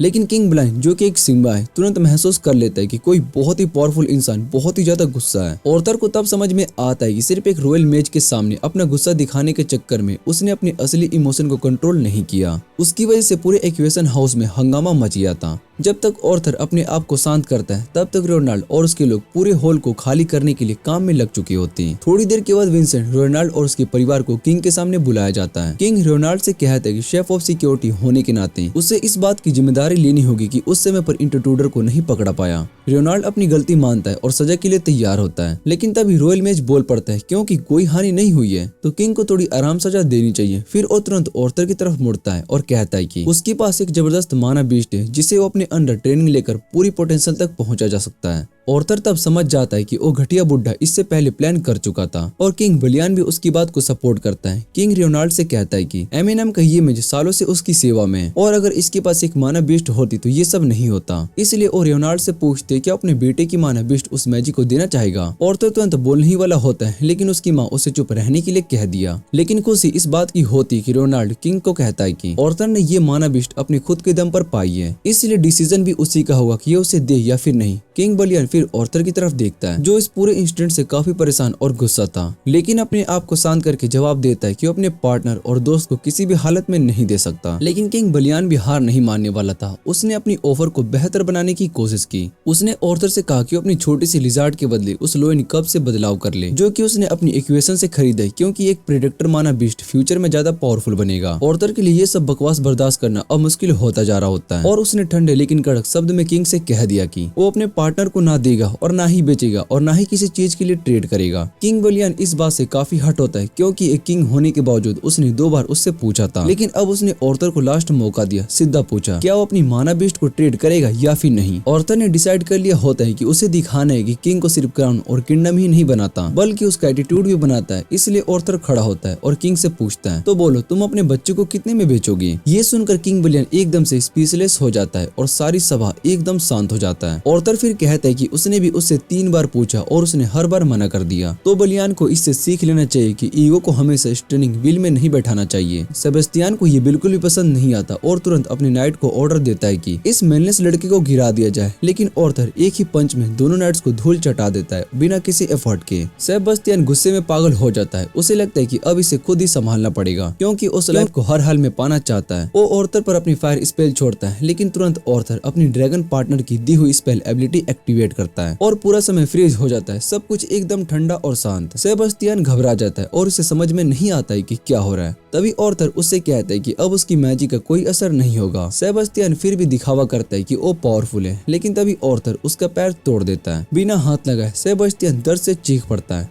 मदद के लिए चिल्लाता है, लेकिन कोई आवाज नहीं सुन पाता। ऑर्थर उससे कहता है कि अगले कदम से पहले 100 बार सोच लेना चाहिए, लेकिन वो घटिया आदमी फिर से धमकी देता है कि ऑर्थर इस रजाओ के मामले में हाथ डालने के बाद बच नहीं पाएगा। लेकिन जैसे ही ऑर्थर के पीछे एक बड़े ड्रैगन की इमेज दिखाई देता है, उसके होश उड़ जाते हैं और डर के मारे उसके कपड़े गीले हो जाते हैं। उसे महसूस होता है कि वो किसी ऐसे चीज के सामने खड़ा है जिसके सामने वो कुछ भी नहीं है। तभी ऑर्थर की एनर्जी खत्म होने लगती है और वक्त दोबारा से चलने लगता है। सब लोग होश में आ जाते हैं और ऑर्थर वहाँ पर गिर जाता है। उसके परिवार वाले उसे देखकर घबरा जाते हैं। 2 दिन के बाद ऑर्थर की आंखें खुलती है और उसका सिर तेज दर्द हो रहा होता है। उसे समझ में आता है कि वो अभी भी उस वक्त को 1 सेकंड के लिए रोकने के लिए अपनी जान तक दांव पर लगाता है। थोड़ी देर के बाद जब वो उठकर बैठने लगता है तो एलिस उसके कमरे में आती है स्लाइव के साथ, और वो बहुत ही खुश होती है उसे होश में देखकर। ऑर्थर उससे पूछता है कि उसके बेहोश होने के बाद क्या हुआ, तो एलिस कहती है कि सब लोग उसके लिए परेशान थे, लेकिन डॉक्टर ने कहा था कि वो ठीक हो जाएगा। एलिस कहती है कि डॉक्टर के कहने के बावजूद भी वो चिंता में थी। ऑर्थर फिर से उससे कहता है कि उसे बाजार ले चले थोड़ा मूड चेंज करने के लिए। एलिस उसकी मदद करती है और वो एलिना के लिए कुछ छोटी मोटी गिफ्ट्स लेने निकल जाते हैं, लेकिन ऑर्थर फिर से पैसों को लेकर चिंता करने लगता है और उसे लगता है कि शायद से पापा की नौकरी चली गई है। तब एलिस कहती है कि उसके पास कुछ साइड बिजनेस भी है, इसलिए उसके पास अभी पैसा है। शॉपिंग खत्म करने के बाद सब घर लौट आते हैं। ऑर्थर देखता है कि रेओनाल्ड किसी गेस्ट के साथ गुस्से से बातचीत कर रहा है। ऑर्थर पूछते है कि क्या हो रहा है, लेकिन एडम और डोर उसे चुप रहने के लिए कहते हैं। थोड़ी देर के बाद वो उसे अंदर लेकर जाते हैं और रेओनाल्ड तुरंत ऑर्थर से पूछता है कि वो कैसा महसूस कर रहा है, और ऑर्थर कहता है कि वो बिल्कुल ठीक है, नॉर्मल महसूस कर रहा है। तभी वो गेस्ट खड़ा हो जाता है और बड़े ही फॉर्मल तरीके से ऑर्थर को किंग की तरफ से माफी मांगता है उस घटना के लिए जो कि एक्वेशन हाउस में हुई थी। उस गेस्ट ने कहा कि किंग बलियान ने कुछ पैसा भी भेजा ताकि इस मामले को चुपचाप खत्म किया जा सके, लेकिन ऑर्थर को लगता था कि वो इस बड़े हादसे को बस एक छोटी सी घटना कहकर घुमा रहे हैं, क्योंकि ये तो उसकी जिंदगी पर हमला था। फिर भी ऑर्थर डिसाइड करता है कि वो माफी एक्सेप्ट करेगा। मैसेंजर रेओनाल्ड से कहता है कि उसका बेटा काफी समझदार है और बताता है कि दोनों नट्स जो कि ऑर्थर पर हमला करने आए थे उन्हें जॉब से निकाल दिया गया। लेकिन रेओनाल्ड इस बात से सेटिस्फाई नहीं होता और वो मैसेंजर के साथ डिबेट करने लगता है। ऑर्थर दोनों को रोक देता है और कहता है कि इसमें थोड़ी गलती उसकी भी है, क्योंकि उसने भी किंग से थोड़ा सा रूड बिहेव किया था और वैसे भी उसे कोई चोट नहीं लगी। चोट की बात आते ही ऑर्थर पूछते है कि उस रॉयल मैच का क्या हुआ, तो मैसेंजर कहता है कि उसे भी नौकरी से निकाल दिया गया और वो हॉस्पिटल में एडमिट है। मैसेंजर कहते है कि जैसे ही ना होश में आए वो चिल्लाने लगा कि ऑर्थर ने उसका पैर तोड़ दिया, लेकिन सब उस बात को बिना प्रूफ के कांड मान रहे थे क्योंकि वहाँ किसी ने भी ऐसा नहीं देखा। लेकिन मैसेंजर कहता है कि पहले बात पूरी सुन लो। वो बताता है कि उनका कैलकुलेशन ये है कि सोल्जर्स आर्थर पर अटैक कर रहे थे। उसके माना का बाउंस बैक उस रॉयल मैच के स्पेल से इंटरफेयर कर गया और उससे उसका पैर टूट गया। फिर मैसेंजर कहता है कि आर्थर इतना टैलेंटेड है कि उस पर किंग बलियान की नजर पड़ गई, लेकिन उसे अपने मैनर्स को सुधारने चाहिए क्योंकि हर कोई किंग जैसे माफ करने वाला नहीं होता। रेओनाल्ड को भी लगता है कि ये बात सच है, इसलिए वो भी माफी और पैसा दोनों दोनों एक्सेप्ट कर लेता है। वो पैसा ऑर्थर को दे देता है क्योंकि असली टारगेट तो वही था और कहता है कि इस पैसे का समझदारी से यूज करे। इस पूरे इंसिडेंट के बाद ऑर्थर को महसूस होता है कि सिर्फ ताकत ही काफी नहीं होती। अगर उसे अपने और परिवार को सुरक्षित रखना है तो उसे ताकत और साथ साथ पावर और इन्फ्लुएंस भी चाहिए, इतने कि वो किंग के सामने खुद को बचा सके। और उसके दिमाग में सिर्फ एक जगह आती है, मैजिक एकेडमी, वही जगह जहाँ से वो अपनी असली पावर की शुरुआत कर सकता है।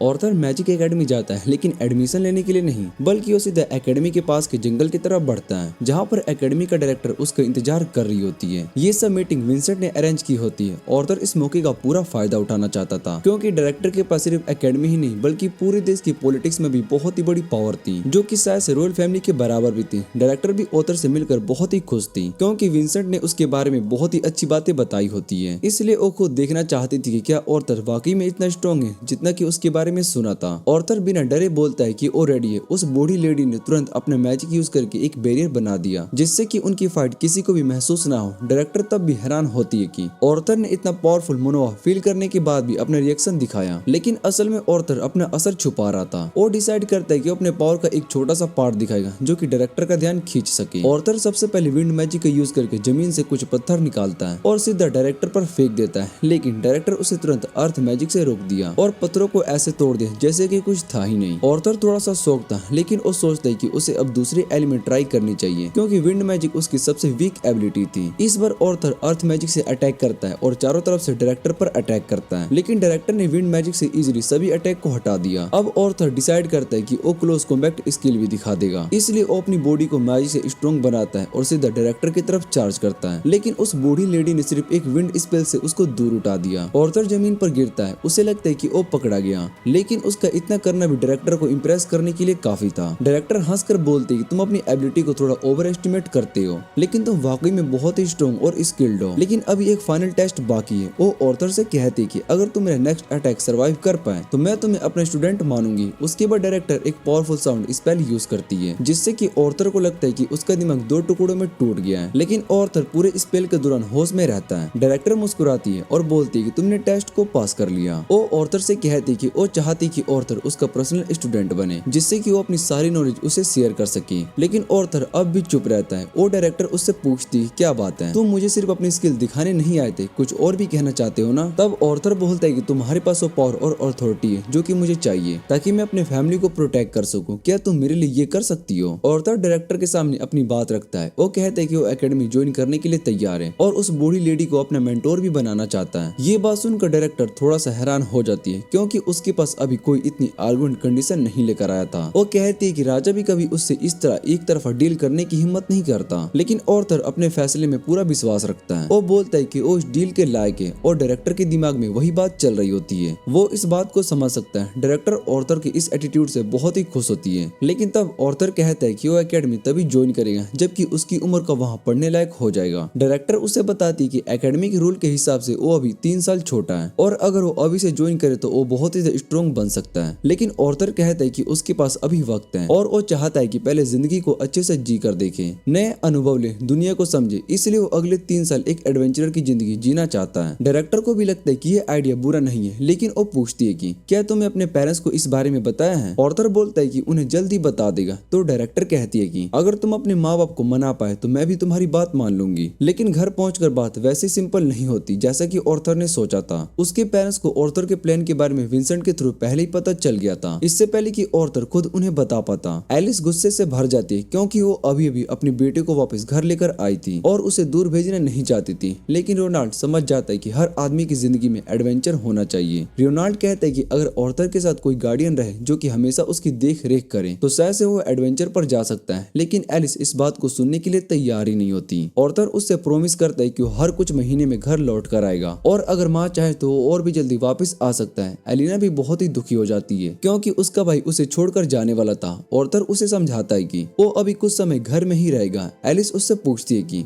तुम्हें एडवेंचर पर जाने की इतनी जरूरत क्यों लग रही है? ऑर्थर उसे डिप्लोमेटिक जवाब देता है, कहता है कि वो भी वही एक्साइटमेंट महसूस करना चाहता है जो उसके माँ बाप ने अपने प्राइम टाइम में महसूस की थी, जबकि असल में वो अपनी नई पावर्स और स्किल को कॉम्बैक्ट में आजमाना चाहता था। एलिस अब शांत हो जाती है, लेकिन रोनाल्ड कहता है कि ऑर्थर के साथ एक गार्डियन होना चाहिए ताकि उसकी सुरक्षा बनी रहे, इसलिए वो अपने पुराने पार्टी मेंबर को लंच के लिए बुलाता है और उनसे पूछते कि कौन ऑर्थर का ध्यान रखने के लिए रेडी है। एडम तुरंत मना कर देता है, कहता है कि उसे बच्चे बिल्कुल भी पसंद नहीं है और उसे डर है कि एक दिन ऑर्थर उसे नींद में ही मार देगा। सब लोग हंस पड़ते हैं, लेकिन उनका मानना होता है कि अगर ऐसा कुछ भी हुआ तो उसमें गलती एडम की ही होगी। रियोनाल्ड सभी को कहता है कि वो इस काम के लिए अभी ज्यादा पैसे नहीं दे सकता, लेकिन सब लोग कहते हैं कि पैसे की चिंता मत करो, हम सब ऑर्थर को ग्रो होना देखना चाहते हैं। तभी अचानक जैस्मिन वॉलंटियर करती है और वो कहती है कि वो ऑर्थर के गार्डियन बनेगी। ये सुनकर एलिस बहुत ही हैरान हो जाती है, क्योंकि जैस्मिन को बॉडीगार्ड बनना सबसे ज्यादा पसंद नहीं था। जैस्मिन कहती है कि वो ऑर्थर के लिए ये जिम्मेदारी लेना चाहती है। सब लोग मान जाते हैं जैस्मिन इस काम के लिए बिल्कुल परफेक्ट है, क्योंकि वो एक आगमेंटर है जो कि विंड मैजिक भी यूज कर सकती है। एडम जो कि उन सभी का पार्टी का लीडर है, वो भी अपनी परमिशन दे देता है और इस तरह से सब कुछ फाइनल हो जाता है। उसी दिन शाम को ऑर्थर और उसका परिवार देखते हैं कि लिलिया लिविंग रूम में अकेली बैठी मेडिटेशन कर रही होती है। इस बात से उनकी माँ गुस्सा हो जाती है, क्योंकि लिलिया ने बिना उसके साथ ट्रेनिंग स्टार्ट कर दी थी। ऑर्थर अपनी ट्रेनिंग के रिजल्ट से बहुत ही खुश था, बस उसे ये चिंता थी कि लिलिया अपनी मैजिक पावर जल्दी ना जगाए, क्योंकि अगर ऐसा हुआ तो लोगों का बिना वजह का ध्यान उसके परिवार पर आ सकता है। उसके बाद ऑर्थर एक्यूएशन हाउस जाता है अपने एडवेंचर गिल्ड के टेस्ट के लिए वेपन चूज करने। विंसेंट उससे पूछते कि आराम से पूरा हॉल देख सकता है। ऑर्थर आर्मरी के अंदर जाता है और वहाँ के वेपन्स की बड़ी संख्या देखकर बहुत ही हैरान हो जाता है, लेकिन ये खुशी थोड़ी देर में प्रॉब्लम बन जाती है, क्योंकि इतनी सारी तलवारों में से वो समझ नहीं पा रहा होता कि कौन सी चूज करें। उसे लगता है कि ज्यादातर तलवारों के लिए दोनों हाथ लगते हैं और जो एक हाथ से चलाने के लायक है वो भी उसके लिए ज्यादा बड़े हैं। तभी से लाइफ कुछ स्पेशल ढूंढ लेती है। शुरू में ऑर्थर को लगता है कि वो सिर्फ एक सैंपल रोड है जो डेस्क के नीचे अटकी हुई है, लेकिन जब वो उस रोड को खींचता है तो महसूस करता है कि वो सिंपल आयरन रोड नहीं बल्कि बहुत ही हैवी है। तब उसके दिमाग में एक आइडिया आता है कि शायद ये कोई सोड हो, लेकिन वो नॉर्मल स्ट्रेंथ से उस साइज से नहीं निकल पा रहा था। इसलिए ऑर्थर डिसाइड करता है कि वो अपनी ऑगमेंटर एबिलिटी का यूज करेगा। जैसे ही वो अपने मैजिक सोड चैनल करता है, उसकी आंखों के सामने अजीबोगरीब शब्दों का ग्लो दिखाई देता है। तब वो सोड को साइज से निकाल लेता है और एक जबरदस्त तलवार जो कि बिल्कुल ट्रांसपेरेंट क्रिस्टल से बनी हुई लगती है। ऑर्थर को लगता है कि ये सोड थोड़ी हैवी है, लेकिन इतनी शार्प है कि एक स्ट्राइक में एक बड़ा बैरल काट सकती है। उस तलवार के ब्लेड पर कुछ दिखाई नहीं देता, लेकिन उस लिखे हुए शब्द का मतलब उसके समझ के बाहर था। अचानक सोड से एक हल्का सा शॉक निकलता है और ऑर्थर के हाथ से सोड गिर जाती है, लेकिन जब वो उसे दोबारा उठाता है तो सोड काफी हल्की हो चुकी होती है। ऑर्थर देखता है कि सोड का साइज भी अब उसके छोटे से बॉडी के हिसाब से एडजस्ट हो गया, अब वो इजिली उसे चला सकता है। ऑर्थर बहुत ही हैरान हो जाता है, क्योंकि उसने कभी ऐसी कोई तलवार नहीं देखी थी जो कि अपनी यूजर के हिसाब से खुद को बदल लेती है। तभी अचानक रियोनाल्ड और विंसेंट भी वहाँ पर आ जाते हैं, क्योंकि ऑर्थर आर्मरी में काफी देर से फंसा हुआ था। ऑर्थर पैनिक कर जाता है और उनसे कहता है कि बस एक मिनट रुक जाओ। जल्दी से वो पास वाली एक सिंपल शॉट उठाता है और बोलता है कि मुझे ये शॉट पसंद आ गई। रियोनाल्ड उस शॉट को उठाकर 2-3 बार घुमाता है और बोलता है हाँ ये सही है। विंसेंट को भी कोई प्रॉब्लम नहीं होती, लेकिन तभी उसकी नजर ऑर्थर के कमर के दूसरे शॉट पर पड़ती है। ऑर्थर फिर से घबरा जाता है, लेकिन तुरंत अपने आप को शांत कर लेता है और कहता है कि सिर्फ एक स्टडी हैवी रोड है जो कि प्रैक्टिस के लिए परफेक्ट है। विंसेंट सोचता है कि उनके वेयर हाउस में तो ऐसी कोई रोड थी ही नहीं, लेकिन उसका असिस्टेंट याद करता है कि एक पागल सा बूढ़ा आदमी कभी वहाँ पर आकर ऐसी एक हैवी रोड फेंक गया था, कहते हुए कि इसके कोई भी लायक नहीं है और ये बेकार है उसके लिए। विंसेंट कहता है कि उन्होंने इस रोड को कई अप्राइजर को दिखाया था, लेकिन कोई भी इसके बारे में कुछ भी नहीं समझ पाया। वो सोचता है कि शायद से किसी और ज्यादा स्किल्ड अप्राइजर को दिखाना चाहिए, लेकिन ऑर्थर नहीं चाहता था कि ये शॉट उसके हाथों से दूर जाए, इसलिए वो तुरंत एक क्यूट सा एक्ट करने लगता है ताकि विंसेंट उसे मना न कर सके। ऑर्थर की एक्ट देखकर विंसेंट पूरा पिघल जाता है और कहता है कि ठीक है इस रोड को ले जाओ, वैसे भी हम लोग इसे बेचने का प्लान नहीं कर रहे थे। ऑर्थर खुश था, लेकिन रियोनाल्ड के दिमाग में शक होने लगता है कि कहीं विंसेंट की कोई पीडीएफ फाइल तो नहीं जो कि सब कुछ मान जाता है। इसके बाद ऑर्थर अपनी नॉर्मल लाइफ जीने लगता है, अपनी टू डू लिस्ट पे काम कंप्लीट करता है और अपने एडवेंचरर बनने के लिए ट्रेनिंग भी कर रहा होता है। कुछ समय के बाद वो 9 साल का हो जाता है और उसके लिए एक छोटी सी बर्थडे पार्टी रखी जाती है। हर कोई उसके लिए स्पेशल गिफ्ट्स लाता है जो कि उसकी फ्यूचर एडवेंचर लाइफ में काम आएंगे। रियोनाल्ड और एलिस उसे एक ग्लोव गिफ्ट करते हैं जिसमें कि मैजिक स्टोन लगे होते हैं और उनमें एलिस के हीलिंग स्पेल स्टोर होते हैं, ताकि अगर कभी भी ऑर्थर को चोट लग जाए तो वो खुद को अपने आप को हील कर सके। विंसेंट उसे एक रिंग देता है जो कि एक सेंसर की तरह काम करेगी। अगर कभी ऑर्थर डेंजर में होगा तो वो तुरंत अलर्ट कर देगी और एलिस को पता चल जाएगा। एडम और उसकी पार्टी ने ऑर्थर के लिए एक साउंड कंट्रोल खरीदी होती है जिसका यूज करके वो घर में मैसेज भेज सकता है और उसके परिवार भी उसे रिप्लाई कर सकते हैं। ऑर्थर सभी का शुक्रिया अदा करता है और कहता है कि वो दुनिया का सबसे बेस्ट एडवेंचरर बनेगा जैसा उन्होंने कभी देखा नहीं होगा। एलिस उसे गले लगाती है और उससे कहती है कि तुम्हें बस सक्सेसफुल या रिच बनने की कोई जरूरत नहीं है, बस ठीक ठाक घर वापस आ जाना, मेरे लिए बस यही बहुत ही इम्पोर्टेंट है।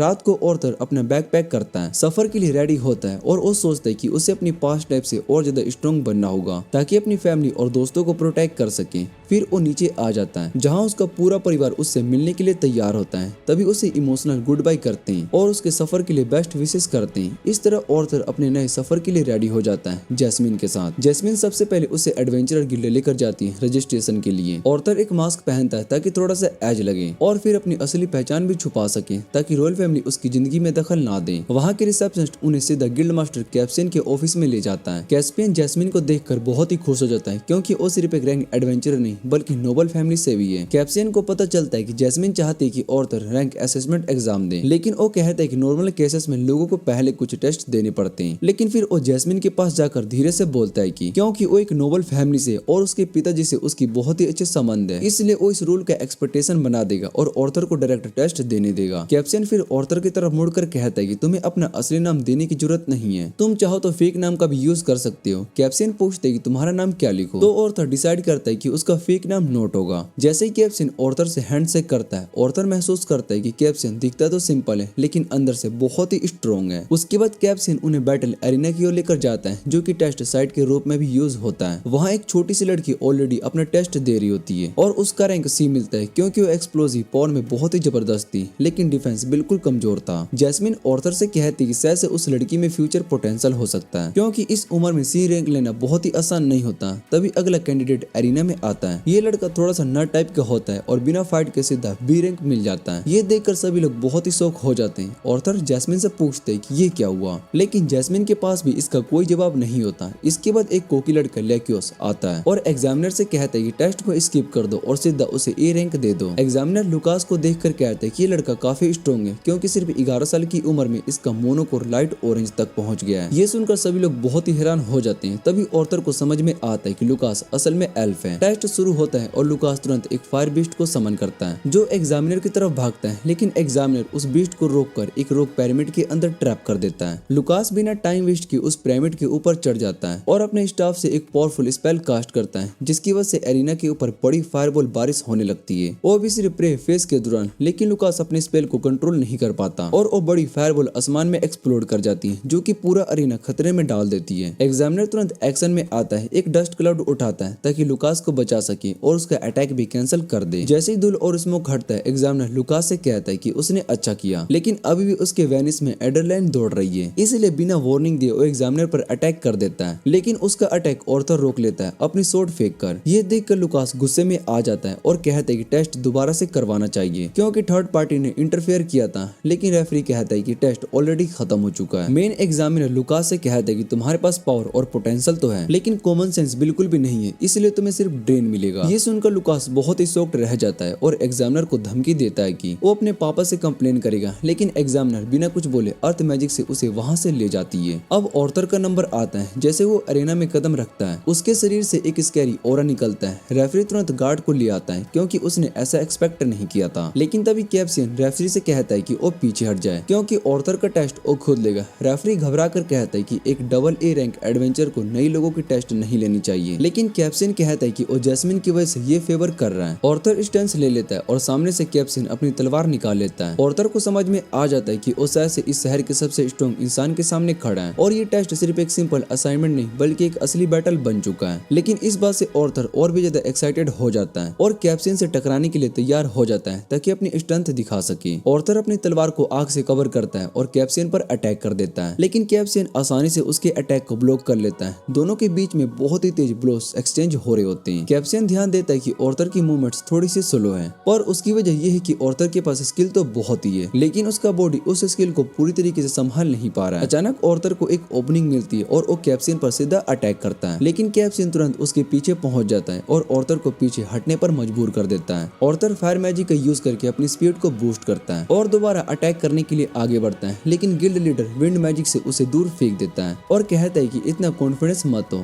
आखिरकार ऑर्थर अपना टेस्ट पूरा करता है और उसे बी रैंक एडवेंचरर का लाइसेंस मिल जाता है। लेकिन उसी वक्त गिल्ड के टॉप ऑफिशियल कैप्शन के घर पर आते हैं क्योंकि एक ही दिन में 2 बच्चों को ड्रेन लाइसेंस मिल गया होता है, जो कि एक बहुत ही रेयर बात है। कैप्शन उन्हें समझाते हैं कि करीब 6 महीने पहले देश ने ओलो हटा दिया था जिसमें एल्फ्स और ड्वार्फ्स को एडवेंचरर बनने से मना किया गया था और अब सब कुछ बदल गया। टॉप ऑफिशियल को तुरंत समझ में आ जाता है कि लुकास जैसे बच्चे जिन्हें ड्रेन मिला या तो वो हाफ एल्फ है या फिर उनके अंदर ड्वेरियन खून है। लुकास भी एक एल्फ है और उसकी फैमिली किसी भी हद तक जाने के लिए मशहूर है ताकि ताकि स्ट्रॉन्ग मैजिशियंस पैदा कर सके। और वो नर लड़का जिसे बिना एग्जाम दिए बी रैंक मिल गया, वो इंसान है लेकिन ड्वर्स के किंगडम में बड़ा हुआ था और उसके पीछे भी बड़े लोगों का हाथ था, इसलिए कैप्सन भी उनके टेस्ट नहीं ले पाया। ऑफिशियल को इस नए सिस्टम के को सीक्वेंस की चिंता होने लगती है, लेकिन एक नाइट ऑर्थर के बारे में और क्यूरियस होता है। कैप्सन कहता है कि ऑर्थर के बारे में उसके पास ज्यादा इन्फो नहीं है, लेकिन वो जितना जानता है ऑर्थर ना तो एल्फ है और न ही ड्वार्फ, और हाँ वो बहुत ही स्ट्रॉन्ग है। और सबसे बड़ी बात, जैस्मिन जो कि किंगडम के सबसे बड़े फायरबॉल यूजर फैमिली की बेटी है, उसकी सपोर्टर है। कैप्सन कहता है कि ऑर्थर की फायर मैजिक भी बहुत ही अच्छी है, लेकिन उसकी स्वॉर्ड स्किल उससे भी बेहतर है। अगर उसने स्वॉर्डमैनशिप पे मेहनत की होती तो एक कमाल के एडवेंचरर बन सकता। दूसरी तरफ ऑर्थर भी रियलाइज करता है कि उसने अब तक अपना ज्यादातर वक्त सिर्फ मैजिक पर ध्यान दिया, लेकिन अब उसे अपनी तलवार की ट्रेनिंग भी करनी होगी ताकि वो और स्ट्रॉन्ग बन सके। जैसे ही वो गिल्ड के बाहर निकलता है, उसका टकराव नर लड़की इलहजा से हो जाता है, जो तुरंत ऑर्थर को एडवाइस देने लगता है कि लुकास को रोकना काफी रिस्की था और अगर ऑर्थर नहीं करता तो शायद से वो खुद कर लेता। तभी लुकास भी वहाँ पर आ जाता है और पूछते कि तुम दोनों क्या बात कर रहे हो, लेकिन ऑर्थर और इलिजा दोनों उसकी बातों में इंटरेस्ट नहीं लेते, जो कि लुकास को और भी गुस्सा दिला देता है क्योंकि उसे लगता है कि वो भी कम से कम उन दोनों जितना स्ट्रॉन्ग है। ऑर्थर उससे कहता है कि एक डी रैंकर जैसे तुम्हें बी रैंक एडवेंचर से दूर ही रहना चाहिए। ये सुनते लुकास गुस्से से उसका कॉलर पकड़ लेता है, लेकिन क्योंकि वहाँ पर सभी लोग देख रहे होते हैं इसलिए ज्यादा कुछ नहीं करता और वहाँ से चला जाता है। इसके बाद जैस्मिन ऑर्थर को एक जगह लेकर जाती है जहाँ से हर नए एडवेंचरर अपना सफर शुरू करते हैं, लेकिन जैस्मिन जानती थी कि इस जगह पे ऑर्थर के लिए कुछ खास नहीं है, इसलिए वो उसे बताती कि उनका असली डेस्टिनेशन यहाँ से काफी दूर है। फिर जैस्मिन बिना रुके भाग पड़ती है और ऑर्थर को उसके साथ चलने में काफी दिक्कत होती है। वो हैरान हो जाते हैं कि जैस्मिन कितनी फास्ट भाग रही है। आज दूसरी बार उसे कोई सरप्राइज नहीं मिला था,